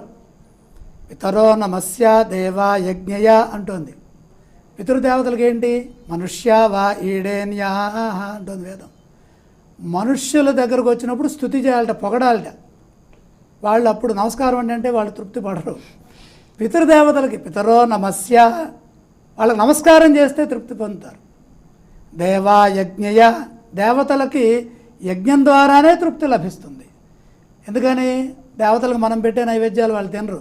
దేవానాం ఆజ్యమాహారం అతశాంతిం ప్రయచ్చమే.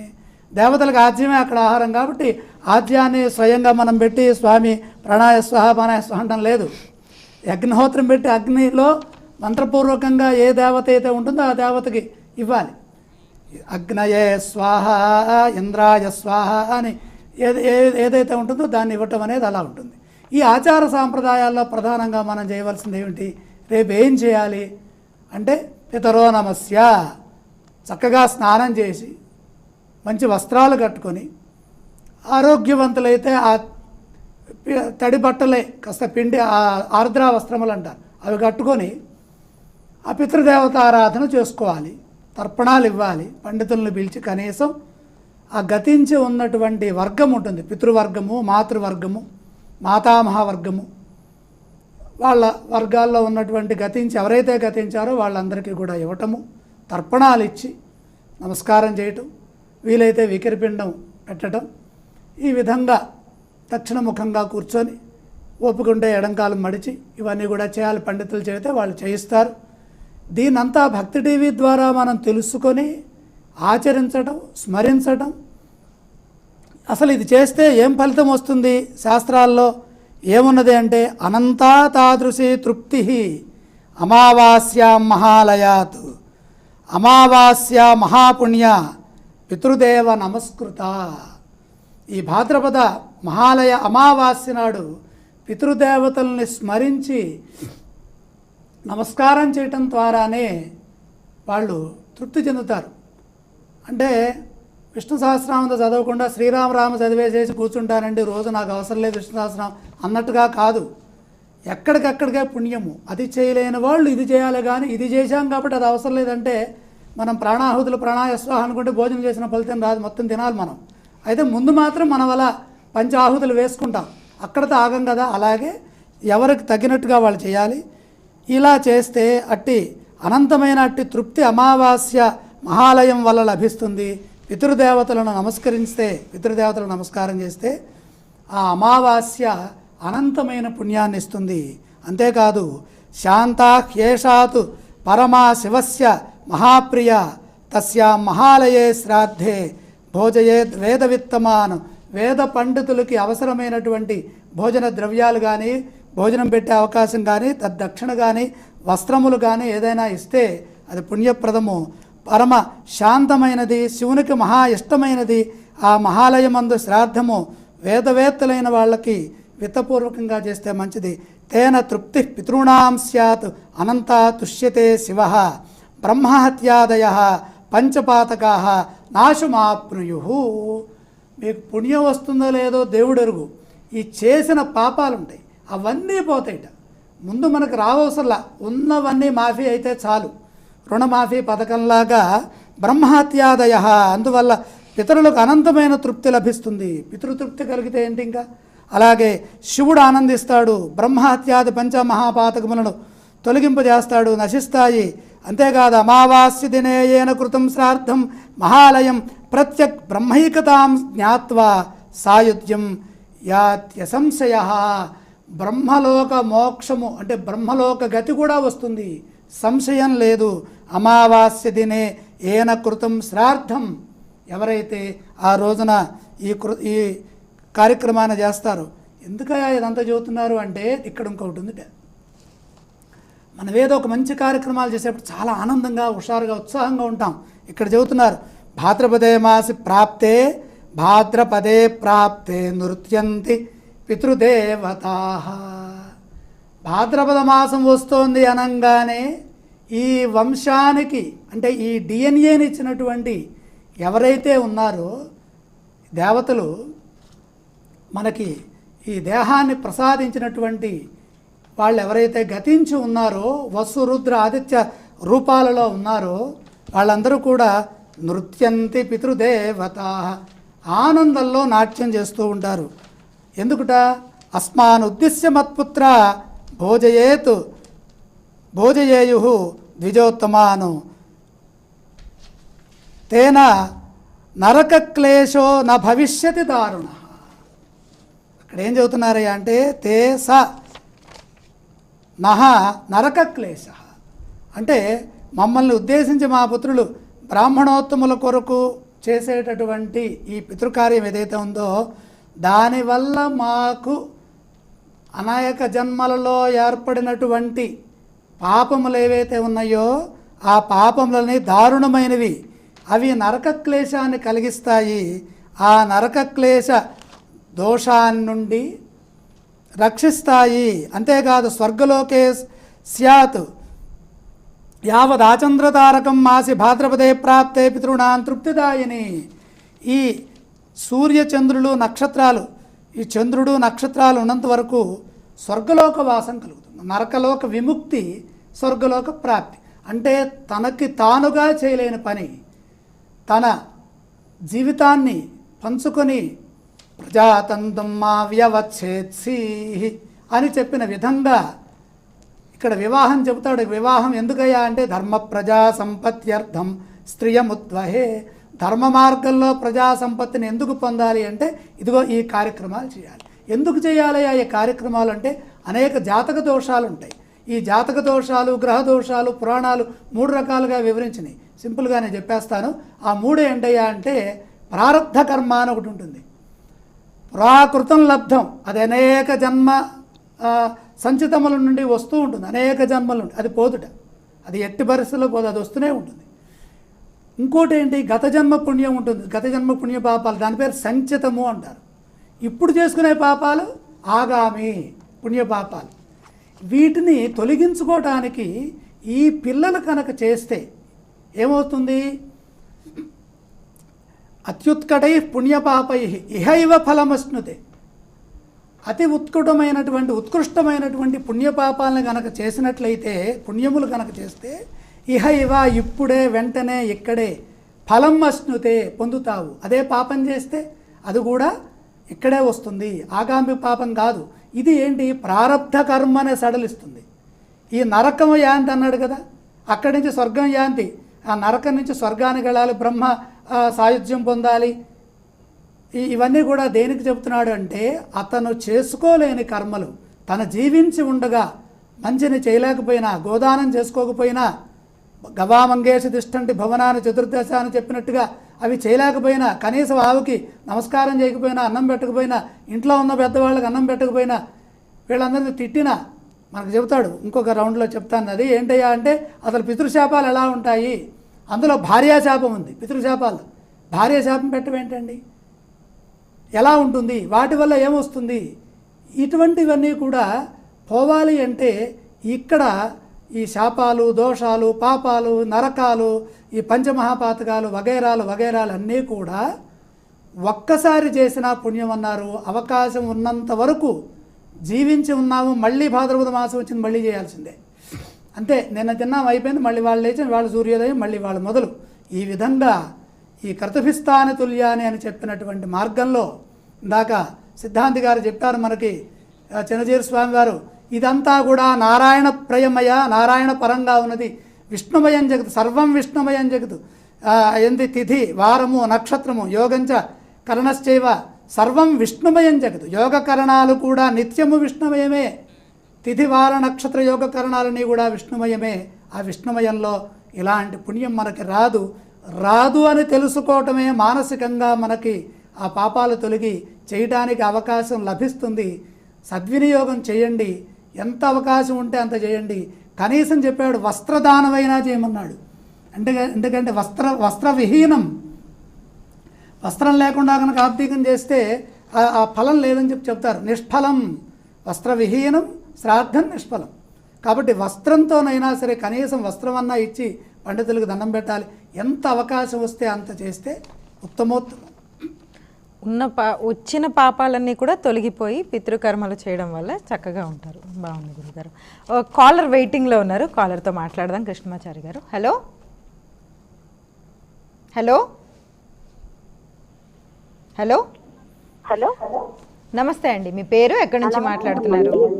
ప్రభావతి అండి, కర్ణాటక రాయచూరు నుంచి మాట్లాడుతున్నా. వింటున్నారండి, మాట్లాడండి, కృష్ణమాచారి గారితో మాట్లాడండి. రేపు మా అమావాస్య రోజు మేము పెద్దలకు పెట్టుకుంటామండి ఎప్పుడు అయితే అదే నిత్య పూజ చేసుకోరాదు, గంట కొట్టరాదు, ముగ్గురు పెట్టకూడదు అని చెప్తుంటారు. అది ఎంతవరకు నిజం? విన్నారమ్మా, గురుగారు తెలియజేస్తారు. శ్రాద్ధం రోజు నిత్య పూజ చేయకూడదనేటువంటిది నియమం లేదు. యథావిధిగా నిత్యకృత్యములన్నీ కూడా జరుపుకున్న తర్వాతనే శ్రాద్ధం చేయాలి. నిత్యకృత్యములని ఆపడము అనేటువంటిది శాస్త్రం ఒప్పుకోదు. ఎందుకంటే నిత్యము చేసుకునేటువంటి ఆరాధనా విధానాలు ఎవరెవరి వారి ఆచార ప్రకారంగా ఆరాధన చేసుకునేటువంటి విధానం ఉంటుంది. అది చేసుకున్న తర్వాతే శ్రాద్ధం చేయాలి. భగవంతుడికి నివేదన లేకుండా చేయడం అనేటువంటిది మరొకటి లేనే లేదు. అయితే వారి పద్ధతిలో చేసుకుంటారు కనుక మొట్టమొదట వారు చేసినటువంటి పదార్థాలు, వారు శ్రాద్ధానికి చేసేటువంటి యొక్క కర్మలు, ఆ శ్రాద్ధానికి సంబంధించినటువంటి భోజన పదార్థాలన్నీ కూడా భగవంతుడికి నివేదన చేయమని ఉంది. అది చేసిన తర్వాతే శ్రాద్ధంగా చేసుకునేటువంటి ఒక భోక్తలకి భోజనం పెట్టమని ఉంది. అదొక నియమం. లేదు, వారు చేసుకునే పదార్థాలు వారు ఏదో ఆ పితృదేవతకు సమర్పించుకునేటువంటి ఒక విధానంతో పాటుగా బ్రాహ్మలకి ఆమద్రవ్యం ఇవ్వమని కూడా ఉంది. దాన్నే స్వయంపాకం అంటారు, దాన్ని ఆమద్రవ్యం అని కూడా అంటారన్నమాట. కనుక యథావిధిగా చేసుకోవచ్చు, వారికి ఏమీ అనుమానం లేదు, సందేహం పడవలసిన అవసరం లేదు. రెండవది ఇంకోటి ఏంటంటే, ఇప్పుడు మన శాస్త్రి గారు చెప్పారు కర్మ గురించి, ఆగామి కర్మ, సంచిత కర్మ, పూర్వగామి, ఇవన్నీ కూడా అంటే పూర్వకర్మలు, ఇవన్నీ కూడా చేసేటప్పుడు ఒక నియమం చెప్పారు. అంటే పితృదేవతల యొక్క విశేష ఆరాధన చేసేటప్పుడు, అంటే పితృదేవతల పూజ అనేటువంటిది చాలా ఉత్కృష్టమైనటువంటిది, చాలా విశేషమైనటువంటిది కూడా. ఇది రోమన్ జాతీయుల వారు కూడా చేస్తారు, మనమే కాదు, మహారాష్ట్రీయులు చేస్తారు. అంటే ప్రతి వారు కూడా ఈనాడు చేస్తారు. అయితే ఆ రోమన్ జాతీయులో ఈ పితృదేవతల పూజకు ఒక విశిష్టమైనటువంటి ఒక కార్యాన్ని చేస్తారు. వారు ఏం చేస్తారు అంటే ఆ దగ్గర ఉండేటువంటి ఒక కొండలల్లో కానీ లేదా వెనక ఎత్తుగా ఉండేటువంటి భూప్రదేశంలో కానీ చిన్న గోతిని తీసి ఆ గోతిలో ఆ పితృదేవతలంతా కూడా భూమి కింద ఉంటారనేటువంటి విషయాన్ని చెబుతూ అక్కడ ఆ గోతుల్లో బలి అన్నం పెడుతూ ఉంటారన్నమాట. బలిగా అన్నం పెడుతూ ఉంటారు. అయితే ఆ సమయంలో ఎలాంటి శుభదినాలని కూడా జరపకుండా ఆ కార్యాన్ని జరుపుతూ వాళ్ళు చాలా విధంగా చేస్తూ ఉంటారు. అట్లాగే ఈ శ్రాద్ధంలో 3 పిండాలు అనేటువంటివి ప్రత్యేకంగా చెప్తారు. ముందు విశ్వేదేవతలోని, పితృపితామహ ప్రపితామహులోని, శ్రాద్ధ సంరక్షక శ్రీ మహావిష్ణువు అని చెప్పేటువంటి ఆమద్రవ్యం చేసినప్పుడు ఇక్కడ పితుహు, పితామహ, ప్రపితామహ అని 3 పిండాలని తయారు చేస్తారు. మాత అయితే మాత, మాతామహి, మాతృ పితామహి, పితామహి, ప్రపితామహి అని అట్లా చేసినప్పుడు ఈ శ్రాద్ధకర్మ గురించి భూమిపైన ఒక దావలి అనేటువంటిది ఒకటి ఉంటుంది. ధావలి అంటారన్నమాట. దాన్ని పరుచుకొని దాని మీద దక్షిణముఖంగా కూర్చుంటారు కొంతమంది. కూర్చున్న తర్వాత ఈ పట్టు వస్త్రము యొక్క చిన్న నూలు దారం అంటే పోగు ఉత్తరీయంగా వేసుకొని అది ఎంత వెడల్పు ఉండాలి అనేటువంటిది ఒక ప్రమాణం ఉంది. మళ్ళీ అది 1 అంగుళం వెడల్పు ఉండాలి. అది యజ్ఞోపవీతం అంత పొడుగ్గా ఉంటుందన్నమాట. ఆ యజమాని దగ్గర పురోహితుడు కూర్చుంటారు. కూర్చున్న తర్వాత యజమానికి దర్భ ఇస్తారు. ఒక దర్భని తన వెంట్రుకకి ముడి వేసుకుంటాడు. కూర్చుండే దావలి మీద ఒక దర్భను ఉంచుకుంటాడు. దర్భతో చేసిన ఉంగరాన్ని పెట్టుకుంటాడు అనామిక వేలికి. అనామిక వేలు అంటే ఉంగరపు వేలు. ఆ దర్భతో చేసినటువంటి ఒక ఉంగరమే ఇది ప్రధానంగా పెట్టుకుంటారన్నమాట. ఆ తర్వాత శ్రాద్ధకర్మని ఆచరించేటప్పుడు ఈ యజమానికి ఎదురుగా ఒక 5 అరటాకులు పరుస్తారు. దాని మీద రాగి ద్రవ్యము అంటే డబ్బు, దర్భపుల్ల, ఇతర వస్తువులన్నీ ఉంచుతారన్నమాట. ఈ 5 విస్తాలలో ఆగ్రహించడానికి 5గురు పితృదేవతలు వస్తారు. మొదట వచ్చేవారు యజమాని తండ్రి, ఆ తర్వాత తాత, ఆ తర్వాత ముత్తాత, ఆ తర్వాత తల్లి పూర్వీకులకు ఒక ఆకు, ఇట్లాగే ఇతర ఆకులు కూడాను. ఇట్లా మరి 3 విస్తళ్ళు వేస్తారు. అందులో ఒకటి విష్ణుపాదము అని విష్ణువు కొరకు, మిగతా 2 విశ్వేదేవుల కొరకు అని. ఈ వంటకాల్లో ముఖ్యంగా ఈ శ్రాద్ధ వంటకాలు కీర్పూరి అంటారన్నమాట. కీర్పూరి అంటే పాయసం, మనకు తెలుగులో చెప్పాలంటే పాయసం, పూరి. ఇది బాగా వాడుతారు చాలామంది, దాన్ని కీర్పూరి అంటారు. దాన్ని ఈ పాయసము పూరి అనేటువంటిది తప్పనిసరిగా ఆచరిస్తారు. తర్వాత అవిసె ఆకులు అని అవిసె చెట్టు ఉంటుంది, అవిసె పువ్వులు కూడా ఉంటాయి. ఇది శ్రాద్ధానికి చాలా విశేషంగా వాడుతారన్నమాట. దాని మీద విష్ణుపాదం అనేటువంటి యొక్క పైన చెప్పినటువంటి ఆకు వేసి దాని మీద పిండాలు ఉంచుతారు. ఇవి ఇందులో పెద్ద పిండాలు, చిన్న పిండాలు అని, మరికొన్ని ధర్మపిండాలు అని సుమారుగా ఒక 40 పిండాలుగా ఆచరించేవారు కొంతమంది ఉన్నారు. కొంతమంది 3 పిండాలే ఆచరించేవారు ఉన్నారు. కొంతమంది ఆ ధర్మపిండాలుగా చెప్పేటప్పుడు గురువు గారి దగ్గర నుంచి మొదలు పెడితే విశ్వాసం పెంపుడు జంతువు దాకా సమర్పించేటువంటి విధానాలు కూడా ఉన్నాయన్నమాట. వీటన్నిటిని పూజిస్తారు. అంటే తర్పణాలు చేసేటప్పుడు కూడా తల్లిదండ్రుల దగ్గర నుంచి మొదలు పెడితే ఇటు పిల్లనిచ్చిన వాళ్ళని, అటు మేనమామని, వీళ్ళందరినీ కూడా కలుపుకుంటూ తీసుకొచ్చేసి 40 మందికి సుమారుగా తర్పణాలు సమర్పిస్తారు. అందులో గురువుగారికి కూడా సమర్పిస్తారు, ఆ పెంపుడు జంతువుకి సమర్పిస్తారు, స్నేహితుడికి సమర్పిస్తారు. అట్లాగా అంటే వాళ్ళలో గతించిన వాళ్ళు ఉన్నప్పుడు అట్లా పూజించి ఆరాధన చేస్తూ దాని మీద పుష్పాలని గౌరవార్థం సమర్పిస్తారన్నమాట. ఆ గౌరవార్థం సమర్పించి అందులో అగ్ని ఆరాధనగా చేసేవారు కొంతమంది. అంటే అగ్నిలో మంత్రపూతంగా ఈ అన్నాన్ని సమర్పించే వాళ్ళు కొంతమంది అట్లా అగ్నిని పూజిస్తారు. తర్వాత ఈ నైవేద్యం వికిరపిండము అనేటువంటిది ఒక పిండం పెట్టినప్పుడు, లేదా ఈ పక్షుల కోసమని కాకి కోసమని ఒక పిండం పెడతారు. అది ఇంటి ఆరు బయట కాకి తినడం కోసం నేల మీద పెడతారు. దాని మీద ఒక దర్భకర్ర వేసి దాని మీద పైన పెడతారనమాట. లేదా ఒక ఆకు వేసి అవిసె ఆకులు లాంటివి ఆకులు వేసి ఆకు పైన పెడతారు. అప్పుడు ఆ పక్షి కనుక వచ్చి కనుక అది తీసుకున్నట్టయితే ఆ పితృదేవతలు సంతృప్తి పడ్డారు అనేటువంటిది విశ్వాసం అన్నమాట. వారి వారి ఆచార సంప్రదాయాల ప్రకారం ఇట్లా చేస్తారు. అయితే అవి ఎంత తొందరగా గనక ముట్టుకుంటే ఆ పితృదేవతలు అంత ఎక్కువగా తృప్తి పడ్డారు అనేటువంటిది విషయం అన్నమాట. ఇట్లా ఈ కర్మలు చేయడానికి తమ వంశీకుడైనటువంటి, అంటే పున్నాంనో నరకాత్రాయతే ఇది పుత్ర, అందుకే పుత్రుడు కావాలి. ఇవన్నీ జరపాలి అంటే ఈ పితృదేవతల సంతృప్తి కావాలి అనడానికి ఈ పుత్రుడు కావాలి. ఆ పుత్రుడు ఈ పితృదేవతలను సంతృప్తిపరచడం కోసమని, లేకపోతే పితృదేవతలంతా కూడా శపిస్తారు. ఆ శపిస్తారనేటువంటి విషయాన్ని తెలియచెప్పడం కోసం ఆ దోషమంతా కూడా తొలగి పితృదేవతలు సంతృప్తిపడి ఈ యొక్క వంశమంతా కూడా ఉన్నతిని పొందడం కోసం చేసేటువంటి ఒక కార్యక్రమం. అయితే దాంట్లో ఈ ఆకులు పువ్వులే కాకుండా నువ్వులు చాలా వాడతారన్నమాట. నువ్వులు నీళ్లు, ఈ నీళ్లు నువ్వులు చాలా విశేషమైనటువంటిది. విశేషంలో ఈ మహాలయ పక్షంలో గంగ, యమున, ఫల్గుణి ఇలాంటి నదులు ఉన్నాయి కదా. ఆ నదుల సంగముల్లో లేదా గయలో శ్రాద్ధకర్మ చేయడం ద్వారా మహత్కార్యంగా భావించేవారు కొంతమంది, లేదు ఇంటి దగ్గరే చేసుకునేవాళ్ళు కొంతమంది, లేదు ఏదైనా ఒక సత్రంలో చేసుకునేవారు కొంతమంది. ఇట్లా ఎవరికి వీలైనప్పుడు వాళ్ళు దాని ద్వారా, అంటే శ్రాద్ధం చేయడం ద్వారా కానీ తర్పణం చేయడం ద్వారా కానీ వాటి వల్ల వారు విశేషమైనటువంటి యొక్క ఫలాన్ని ఇస్తారు అని, దీనికి పుణ్యకర్మలు, పాపకర్మలు, సంచిత కర్మలు అనేటువంటి విషయాన్ని చెప్పేటప్పుడు దైవికమైనటువంటి కర్మలు చేయడం వేరు, పితృదేవతల కర్మలు చేయడం వేరు. ఇలాంటి విషయంలో పితృకర్మలకి ఉండేటువంటి విషయం లోపల ఈ శ్రాద్ధంలో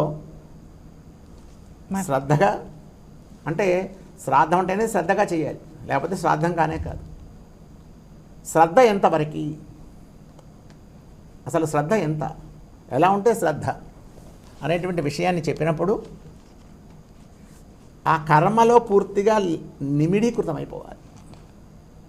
అక్కడ ఉండేటువంటి ఒక పురోహితులు చెప్పేటువంటి ఒక విధానంలో ఏది తూచా తప్పకుండా ప్రతిదీ శ్రద్ధగా చేయడమే శ్రాద్ధం.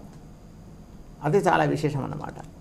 అందువల్ల ఈ మహాలయ పక్షంలో చేసేటువంటి ఒక పితృపక్షంలో చేసేటువంటి ఒక శ్రాద్ధం చాలా విశేషమైనటువంటిది, చాలా సంతృప్తిని కూడా ఇచ్చేటువంటిది అన్నమాట. బాగుంది గురుగారు. శ్రాద్ధ కర్మలు ఎన్ని రకాలు ఉంటాయో అవన్నీ కూడా చాలా చక్కగా తెలియజేశారు. అనిపెద్ది గారు, ఇంకొక ప్రశ్న, అంటే ఇప్పుడు శ్రాద్ధ కర్మలు మహాలయ అమావాస్య రోజు ఎవరెవరికి పెడతారు? అంటే కొంతమంది ఏమంటూ ఉంటారంటే మాతృవర్గానికి పెట్టరు, పితృవర్గానికి, అంటే వాళ్ళ పేరు ఉన్న వాళ్ళకి మాత్రమే, వాళ్ళ ఇంటి పేరు గల వాళ్ళకే పెట్టుకోవాలి అని అంటూ ఉంటారు. అది నిజమేనా, లేకపోతే పితృ ఇప్పుడు గురుగారు తెలియజేసినట్టు అందరికీ పెట్టవచ్చు అని ఒక సంప్రదాయం ఒకటి తెలియజేశారు, మరి అది నిజమేనా? ఏ విధంగా పెట్టుకోవాలి అసలు? చాలా మంచి ప్రశ్న అది. ఎవరెవరికి శ్రాద్ధ కర్మల్లో మనం ఆ భాగం ఇవ్వాలి అని, దానికి శాస్త్రం చెప్పింది ఏంటంటే త్రిదైవత్యం మృతాహేతు షడ్దైవత్యంతు దర్శకే వృద్ధేతు నవదైవత్యం పక్షే ద్వాదశ దైవికం అని చెప్పింది శాస్త్రం. అంటే త్రిదైవత్యం మృతాహేతు అంటే ఆ మృతి చెందినటువంటి తిథి ఏదైతే ఉంటుందో, ఏదో ఆశ్వేశుద్ధ పంచమనో లేకపోతే కార్తీక బహుళ ఏకాదశనో ఏదో ఆ తిథి ఉంటుంది కదా, ఆ రోజున ముగ్గురు దేవతలకి మనం అర్చన చేయాలి. ఎవరు అంటే పితృ, పితామహ, ప్రపితామహ, అంటే తండ్రి, తాత, ముత్తాత, ఆ మూడు వర్గాలు అనమాట. ఆ తర్వాత తల్లి అయితే కనుక మాతృ, పితామహి అంటే నాయనమ్మ, వాళ్ళ అత్తగారు, ఆ మూడు. ప్రతి సంవత్సరం చేసేటువంటి ఆబ్దీకం రోజున ఆ ముగ్గురు దేవతలకే, పితృదేవతలకే అర్చన చేయాలి. ఆ తర్వాత ఇందాక మనం చెప్పుకున్నాం 96 శ్రాద్ధాలు ఉన్నాయని. ఆ 96 అమావాస్యలు అనేవి చాలా ముఖ్యమైనది. అమావాస్య పితృదేవతలకి నిలయం. ఆ అమావాస్యకే అధిష్టాన దేవత పితృదేవతలు. అమావాస్య రాగానే ముందు రోజు ఆ పితృదేవతలందరూ కూడా మన ఇంటి ముందు వచ్చి నివాసం ఉంటారట. రేపు అమావాస్య కదా, మావాడు ఏమైనా మా గురించి శ్రాద్ధ కర్మలు చేస్తాడేమో, శ్రాద్ధం చేస్తాడేమో, భోజనం పెడతాడు, అగ్నిలో హోమం చేస్తాడు, పిండ ప్రదానాలు చేస్తాడు అని. అప్పుడు ఆ అమావాస్య నాడు చేసేటప్పుడు షడ్దైవత్యం అంటే 6 పితృదేవతలు. ఎవరు వాళ్ళు అంటే చనిపోయిన పితృ పితామహ ప్రపితామహులు, తండ్రి తాత ముత్తాత, వీళ్ళతో సపత్నీకం అంటారు. పితుహు సపత్నీకం, పితామహ సపత్నీకం అంటే భార్యతో కూడినటువంటి, తల్లితో కూడినటువంటి తండ్రి, నాయనమ్మ గారితో కూడినటువంటి తాతగారు, ఇట్లా 6 వీళ్ళ ముగ్గురు. మాతామహులు అమ్మమ్మ తాతయ్య, వీళ్ళు కూడా తల్లిదండ్రులతో సమానమే. మాతాపితృ మాతామహయో సమాన అంటం చేత ఆ అమ్మమ్మ తాతయ్యలు కూడా తల్లిదండ్రులతో సమానమే. విషయం వచ్చింది కాబట్టి ఒక విషయం మనం అందరికీ తెలుస్తుంది, మాట్లాడుకుందాం. సంతానం లేనటువంటి వారికి ఈ కుమారులు లేరు, కుమార్తెలే ఉన్నారు. వాళ్ళకి ఎట్లా శ్రాద్ధకర్మ చేయటం అంటే దౌహిత్రుడు అంటారు కదా, మనవడు కూతురు యొక్క కుమారుడు, దుహితురు అపత్యం దౌహిత్రం, కుమార్తె యొక్క కుమారుడు ఆ మనవడు, అతను పుత్రుడితో సమానం. ఈ మనవడు వీళ్ళ తల్లిదండ్రి ఉండగా కూడా ఆ అమ్మమ్మ తాతయ్యకి ఈ 12 రోజులు చేయవలసినటువంటి శ్రాద్ధ కర్మలు, ప్రతి సంవత్సరం చేయవలసినటువంటి ఆబ్దికములు యథావిధిగా చేయవచ్చు. మా అమ్మ ఉందండి, మా నాన్న ఉన్నాడండి, నేను మా అమ్మమ్మ తాతయ్యకి చేయను అని అనకూడదు. అమ్మమ్మ తాతయ్య కూడా వాళ్ళతో సమానమే, తల్లిదండ్రులు ఎందరో వాళ్ళతో సమానమే. కాబట్టి ఆ మాతామహ వర్గాన్ని కూడా ఈ అమావాస్య రోజు చేసేటప్పుడు తీసుకోవాలి. తర్వాత వృద్ధి శ్రాద్ధం అని చెప్పి చేస్తారు. ఇప్పుడు త్రిదైవత్యం ప్రతి సంవత్సరం చేసేటువంటి ఆబ్దికంలోనేమో పితృపితామహ ప్రపితామహులు 3 దేవతలు ఎవరైతే గతిచ్చారో వాళ్ళపై 3 వర్గాలు. ఆ తర్వాత అమావాస్య నాడు చేసేటప్పుడు 6 దేవతలు, సపత్నీకమైనటువంటి పితృ 3, సపత్నీకమైనటువంటి మాతామహ అంటే తాతగారు, అంటే తల్లి యొక్క తండ్రి, వాళ్ళ తాతగారు, తండ్రి యొక్క తాతగారు, తండ్రి యొక్క ముత్తాతగారు, తల్లి యొక్క అమ్మగారు, అట్లా వాళ్ళు ఆ 3, ఇట్లా 6 దేవతలు అయ్యారు. శుభకార్యాలు చేసినప్పుడు నాంది శ్రాద్ధం అని చేస్తారు.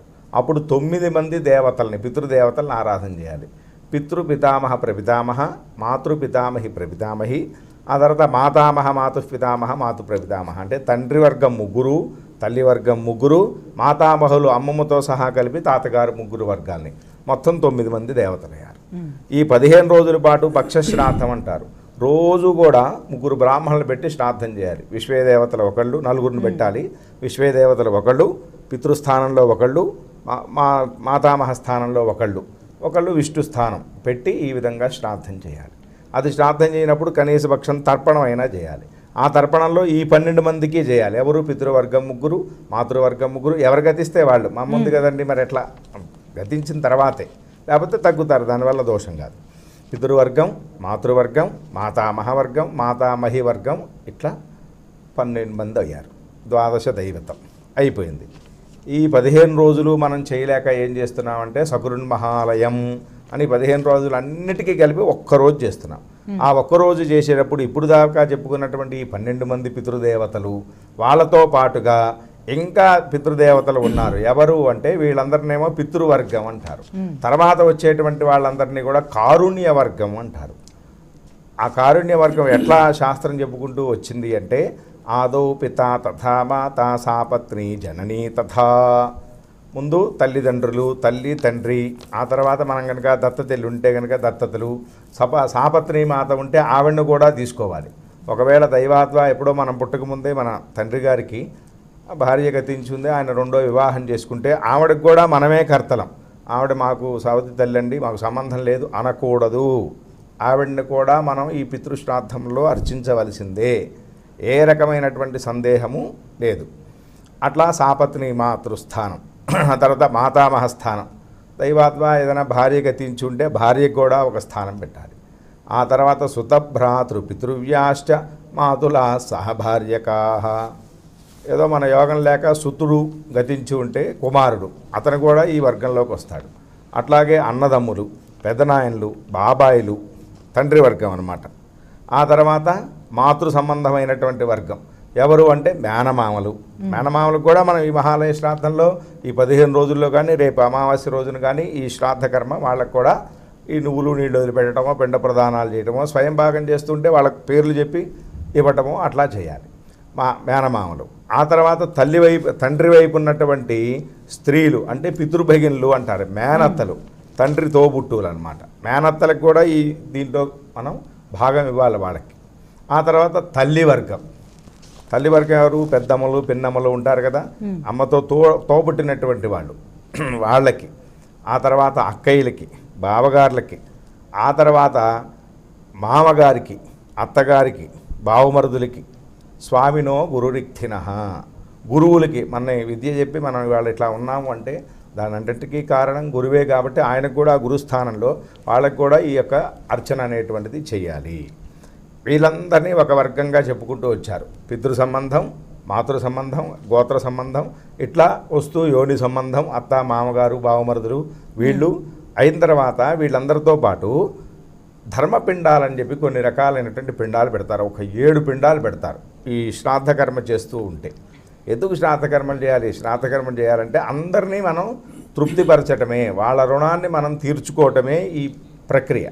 కాబట్టి దాంట్లో ఎట్లా వస్తుందంటే పితృ సంబంధమైనటువంటి పితృవంశే మృతాయే చ గతిర్యేషాన్ న విద్యతే తేషాముద్ధరణార్థాయ ఇమం పిండం దదామ్యహం.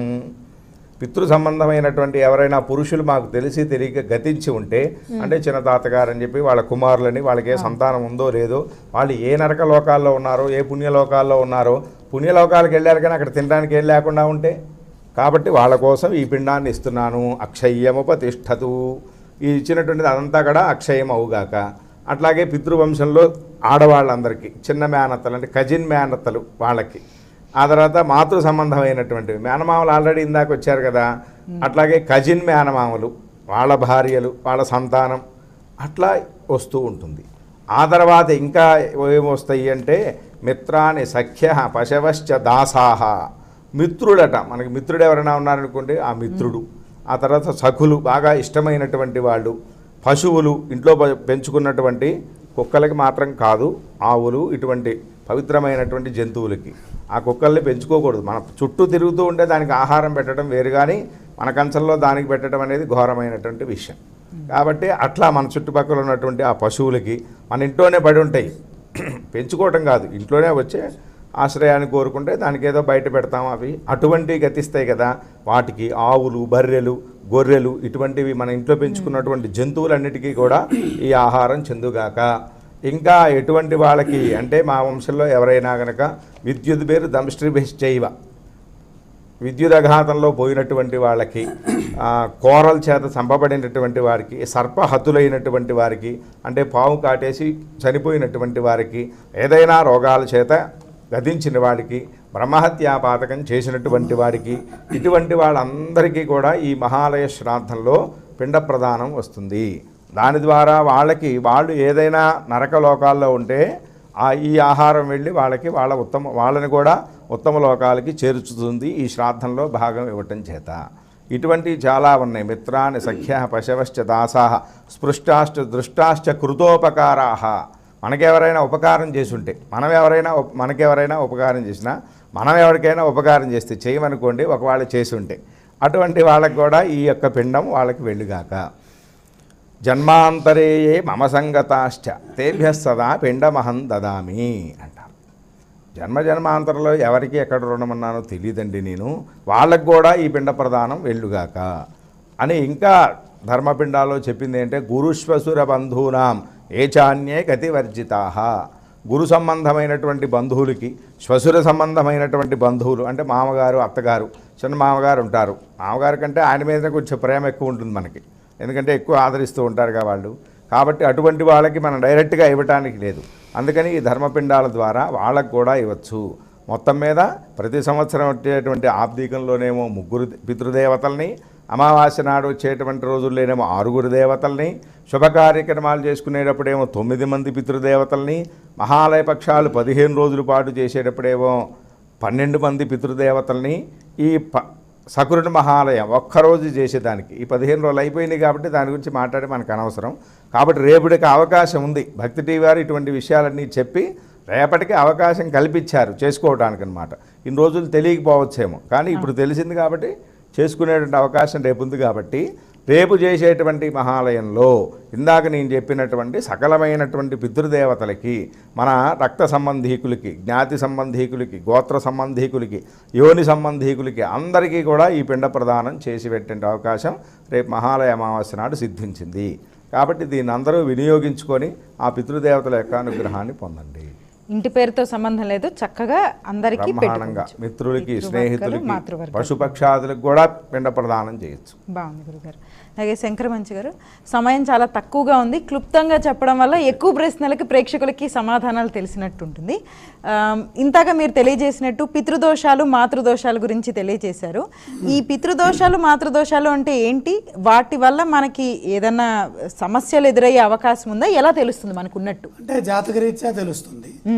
ఎందుకంటే ఏదైనా సరే అదృశ్య రూపా కాలస్య మూర్తయో భగణాశ్రితా అనే శాస్త్రం చెప్పింది కాబట్టి కాలము కంటికి కనపడదు, శాస్త్రం ద్వారా తెలుసుకోవాలి.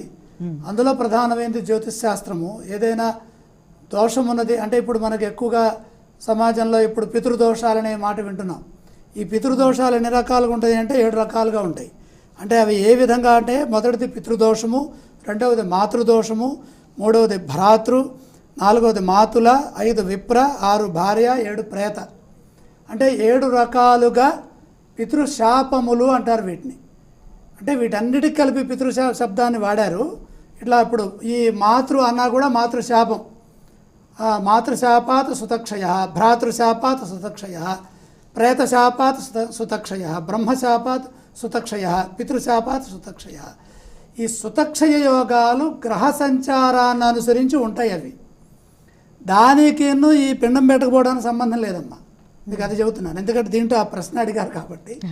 ఇప్పుడు ఈ పిండ ప్రదానం చేయడానికి జాతకంలో అక్కడ సూర్యుడు పంచమంలో నీచులో ఉండడానికి ఏమైనా సంబంధం ఉందా?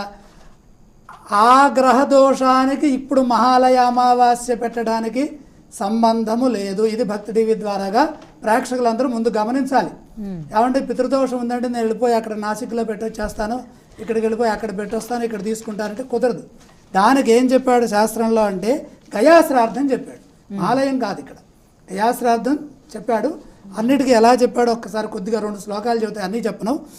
పుత్రస్థానంగతే భానవు నీచే మందాంశక స్థితే పార్శ్వయో క్రూర సంబంధే పితృశాపాత్ సుతక్షయ. ఉదాహరణకి ఇలా ఉంటాయి. అంటే పితృస్థానంగతే భానవు, సూర్యుడు పంచమంలో నీచలో ఉంటే, ఎందుకని సూర్య ఆత్మ జగత అని కదా. సూర్యుడు ఆత్మస్వరూపుడు, మనకి ప్రాణం రావడానికి ఆయనే మూలం కాబట్టి ఆయన కనుక పుత్రస్థానగతుడి నీచులో కనుక ఉండి నవాంశ చక్రంలో మందాంశ అంటే ఏంటి, మకరాంశలో కానీ కుంభాంశలో కానీ ఉన్నట్లయితే ఈ పంచమానికి అటు ఇటు అంటే పార్శ్వములు అంటే చతుర్థ స్థానము అటు షష్ఠ స్థానంలో కనుక క్రూర సంబంధే అలా కనుకుంటే దాని పితృశాపంగా గుర్తించు. పితృశాపం అంటే ఈ తండ్రి వచ్చేసేసి చనిపోయిన తర్వాత కూడా నీ మీద కక్ష ఉంది తిడతానంటాం కాదు. ఇది పితృశాపము, దానివల్ల సంతానం కలగదు. అంటే ఎవరికైనా పెళ్ళైతే 1 సంవత్సరం లోపల సంతానం కలుగుతుంది. ఇది సహజంగా ప్రకృతి సిద్ధంగా. ఈ సంతానం కలగకుండా కొంతమంది ఆపుకుంటారు, 4 ఏళ్ళు ఆగి తర్వాత కందాలే, అప్పుడు ఈ సమస్యలు వస్తాయి. కాబట్టి దీన్ని సంతాన దోషము పితృశాపము అని అంటారు. అలాగే ఇంకొక శ్లోకం చెబుతాను. పుత్రస్థానాధిపే భానవు త్రికోణే పాప సంయుతే క్రూరాంతరే పాపదృష్టే పితృశాపాత్ సుతక్షయ. పుత్రస్థానాధిపే భానవు, సూర్యుడు పుత్రస్థానాధిపతితో పుత్రస్థానాధిపే త్రికోణే రవి పంచమాధిపతి అయి త్రికోణమున పాపనుతో కలిసి ఉన్న క్రూరాంతరమందున్న అంటే క్రూరుల మధ్యలో ఉన్న మరొక పాపగ్రహం చే చూడబడిన అది పితృశాపం. భానురాశి స్థితే జీవే పుత్రేశే భాను సంయుతే పుత్రే లగ్నే పాపయుక్తే పితృశాపాత్ సుతక్షయ. సూర్యుని రాశి అయినటువంటి సింహంలో గురువు ఉండి పంచమాధిపతి సూర్యుని కలిసిన పంచమంలో లగ్నంలో పాపులున్నా అక్కడ దోషం వస్తుంది. ఇంకొక శాపం చెబుతాడు. పితృస్థానాధిపే పుత్రే పుత్రేశే వాపి కర్మగే పుత్రే లగ్నే పాపయుక్తే పితృశాపాత్ సుతక్షయ. ఈ శాస్త్రం తెలుసుకోకపోతే చాలా గందరగోళం ఉంది. గురువు లేకుండా నేర్చుకుంటే పితృస్థానం అంటే 9 అనుకుంటాం. ఇందాక కూడా మనం చెప్పుకుంటాం మహాలయం పితృదేవతలు 9 అనుకుంటాం. ఇక్కడేమంటున్నాడు, దశమాధిపతి కనుక పంచమల్లో ఉంటే అంటే కర్మ వల్ల జన్మ వస్తుంది. జన్మ రావడానికి మూలం ఏంటి, కర్మస్థానం. కర్మస్థానాధిపతి పంచమంలో ఉండి అంటే దశమాధిపతి పంచమంలో ఉండి పంచమాధిపతి దశమంలో ఉండి అంటే కర్మ దశమాధిపతుల వలన పరివర్తన కనుక వస్తే మనకేం జరుగుతుంది, పితృశాపాలు వస్తాయి. ఇలాంటి శాపాలు చాలా ఉన్నాయి. ఇదే విధంగా ఆ భార్యాశాపం అని కూడా ఉంది. అంటే జాతకంలో సప్తమ స్థాన సంబంధమైన శుక్ర సంబంధమైన ఆ స్థితిగతులు కనుక దెబ్బతింటే భార్యాశాపం వస్తుంది. అలాగే ప్రేతశాపం, సరిగ్గా కార్యక్రమాలు చేయకపోతే ఆ ప్రేత దోషం పోక వాళ్ళకి వసురూపం రాక వాళ్ళు అక్కడే ఉండి ఇబ్బంది పడటం వల్ల దానివల్ల కూడా శాపాలు వస్తాయి. ఆ విధంగా ఉన్నాయి. బృహత్పరాశర హోరాశాస్త్రంలో చక్కగా తెలుసుకోవచ్చు. మనం ఇందాక అనుకున్నట్టుగా ఒక 6 శ్లోకాలు ఉన్నాయి. అది కనుక చెప్పుకుంటే ఈ విన్న వాళ్ళకి, మీకు, మాకు అందరికీ పాపాలు పోతాయి. అదేమిటయ్యా అంటే బ్రహ్మోవాచ పితృస్తోత్రం. ఇది చదవటం చాలా ముఖ్యం. మంత్రాలు వస్తాయి అందరికీ. పండితులు కూడా మంత్రాలు గట్టిగా చెబుతారు. స్తోత్రాలు ఎవరు చెప్పాలి? పురాణాలు చెప్పాలి, పురాణ ప్రవచకులు చెప్పాలి, ఇలాంటి సిద్ధాంతాలు చెప్పాలి. కాబట్టి బ్రహ్మోవాచ నమః పిత్రే జన్మదాత్రే సర్వదేవమయాయ చ సుఖదాయ ప్రసన్నాయ సుప్రీతాయ మహాత్మనే సర్వయజ్ఞస్వరూపాయ స్వర్గాయ పరమేష్ఠినే సర్వతీర్థావలోకాయ కరుణా సాగరాయ చ నమః సదా ఆశుతోషాయ శివరూపాయ తే నమః సదాపరాధాయ క్షమిణే సుఖాయ సుఖదాయ చ దుర్లభం మానుషమిదం ఏన లబ్ధం మయా వపుః సంభావనీయం ధర్మార్థే తస్మై పిత్రే నమో నమః తీర్థస్నానతపోహోమజపాదయస్య దర్శనం మహాగురోశ్చ గురవే తస్మై పిత్రే నమో నమః యస్య ప్రణామస్తవనాత్ కోటిశః పితృతర్పణం అశ్వమేధశతైస్తుల్యం తస్మై పిత్రే నమో నమః ఫలశ్రుతి ఇదం స్తోత్రం పితృపుణ్యం యపఠేత్ ప్రయతో నరః ప్రత్యహం ప్రాతరుత్థాయ పితృశ్రాద్ధ దినేపి చ స్వజన్మదివసే సాక్షాత్ పితృరగ్రే స్థితోపి వా నతస్య దుర్లభం కించిత్ సర్వజ్ఞాతాదివాంఛితం నానాపకర్మ కృత్వాపి యస్తౌతి పితరం సుతః సధ్రువం ప్రవిధాయైవ ప్రాయశ్చిత్తం సుఖీ భవేత్ పితృః ప్రీతికరో నిత్యం సర్వకర్మాణ్యథార్హతి. ఇది బృహద్ధర్మపురాణే పితృస్తోత్రం సంపూర్ణం. శ్రీకృష్ణార్పణమస్తు. గరుడ పురాణంలో కూడా రుచి అనేటటువంటి మహాముని చెప్పినటువంటి పితృస్తోత్రం బ్రాహ్మణ, క్షత్రియ, వైశ్య అనేకాది వర్ణముల వారికి సంబంధించినటువంటి ఆ స్తోత్రాలన్నీ కూడా దాంట్లో తెలియజేయడం జరిగింది. ఈ స్తోత్రం చాలా మహత్తరమైనది, మంచి ప్రాశస్త్యం గలది, పవిత్రమైనది, ప్రాముఖ్యత కలిగినటువంటి ఈ పితృదేవతలను ఉద్దేశించినటువంటి ఈ స్తోత్రాన్ని విన్న, పితృకాలంలో పఠించిన, స్మరించిన వీళ్ళందరికీ కూడా పితృదేవతలకి మనం శ్రాద్ధం పెట్టిన పుణ్యం వస్తుంది, పూజించిన పుణ్యం వస్తుంది, తర్పణాలు చేసినటువంటి పుణ్యం కూడా వస్తుంది. యస్య ప్రణామస్తవనాత్ కోటిశః పితృతర్పణం అశ్వమేధ శతైస్తుల్యం తస్మై పిత్రే నమో నమః అని చెప్పినటువంటి ఈ అనంతమైన ఉత్తమమైనటువంటి స్తోత్రాన్ని మనం ఈ కాలంలో, పుణ్యకాలంలో గజఛాయ, మనకి కర్ణాటక కానీ కేరళ కానీ ఏనుగులు ఎక్కువగా ఉన్నటువంటి రాష్ట్రాలవి. అక్కడ కానీ వెళితే, తమిళనాడు కానీ వెళితే ప్రతి దేవాలయంలో ఒక ఏనుగు ఉంటుంది. ఆ దేవాలయాలు సమీపంలో చాలామంది వచ్చి కనీసం కొంచెమైనా, ఒక్క పిండమైనా సరే అక్కడ ఆ గజఛాయలో పెడితే అనంత పుణ్య ఫలదం మతశాంతిం ప్రయచ్చమే ఆయుః ప్రజాన్ ధనం విద్యాం స్వర్గం మోక్షం సుఖానిచ అని చెప్పినట్టుగా ప్రయచ్చంతు తదా రాజ్యం అని ఆ పితృదేవత అనుగ్రహం లభిస్తుంది.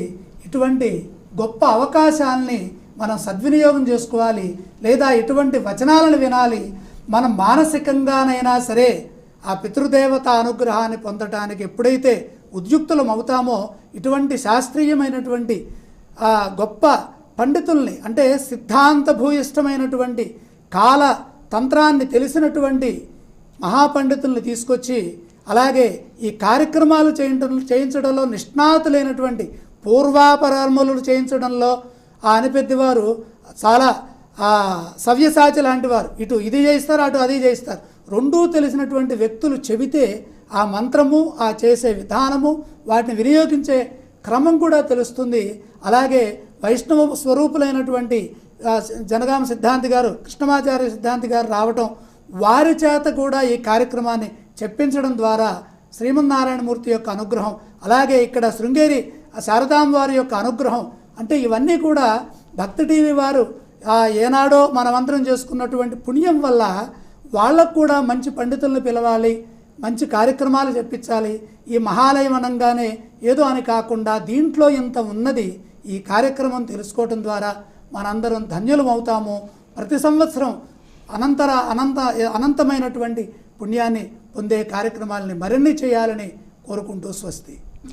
యాంత్రికంగా చేసుకుంటే దానికి ఫలితం రాకపోవచ్చు. ఇట్లా అంటే ఆ మహాలయ అమావాస్య గురించి ముందుగా అన్ని విషయాలు మీ వంటి పండితుల ద్వారా తెలుసుకుని చేయడం వల్ల దాని యొక్క అర్థం తెలుసుకుని శ్రద్ధగా చేసిన వాళ్ళు అవుతాం మేమందరం కూడా.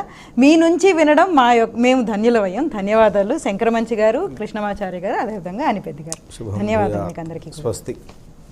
వీక్షించారు కదా మహాలయ అమావాస్య మీద చర్చా కార్యక్రమం. మీరు కూడా అదే విధంగా చక్కగా పండితులు తెలియజేసినట్టు మహాలయ అమావాస్యని చక్కగా ఆచరించి చక్కటి శుభాలు పొందండి. అదేవిధంగా పితృదేవతల నుంచి మంచి ఆశీర్వచనాలు పొందుదురుగాక. ఇది ఈనాటి మన కార్యక్రమం. మరో కార్యక్రమంతో మళ్ళీ కలుసుకుందాం. అంతవరకు సెలవు.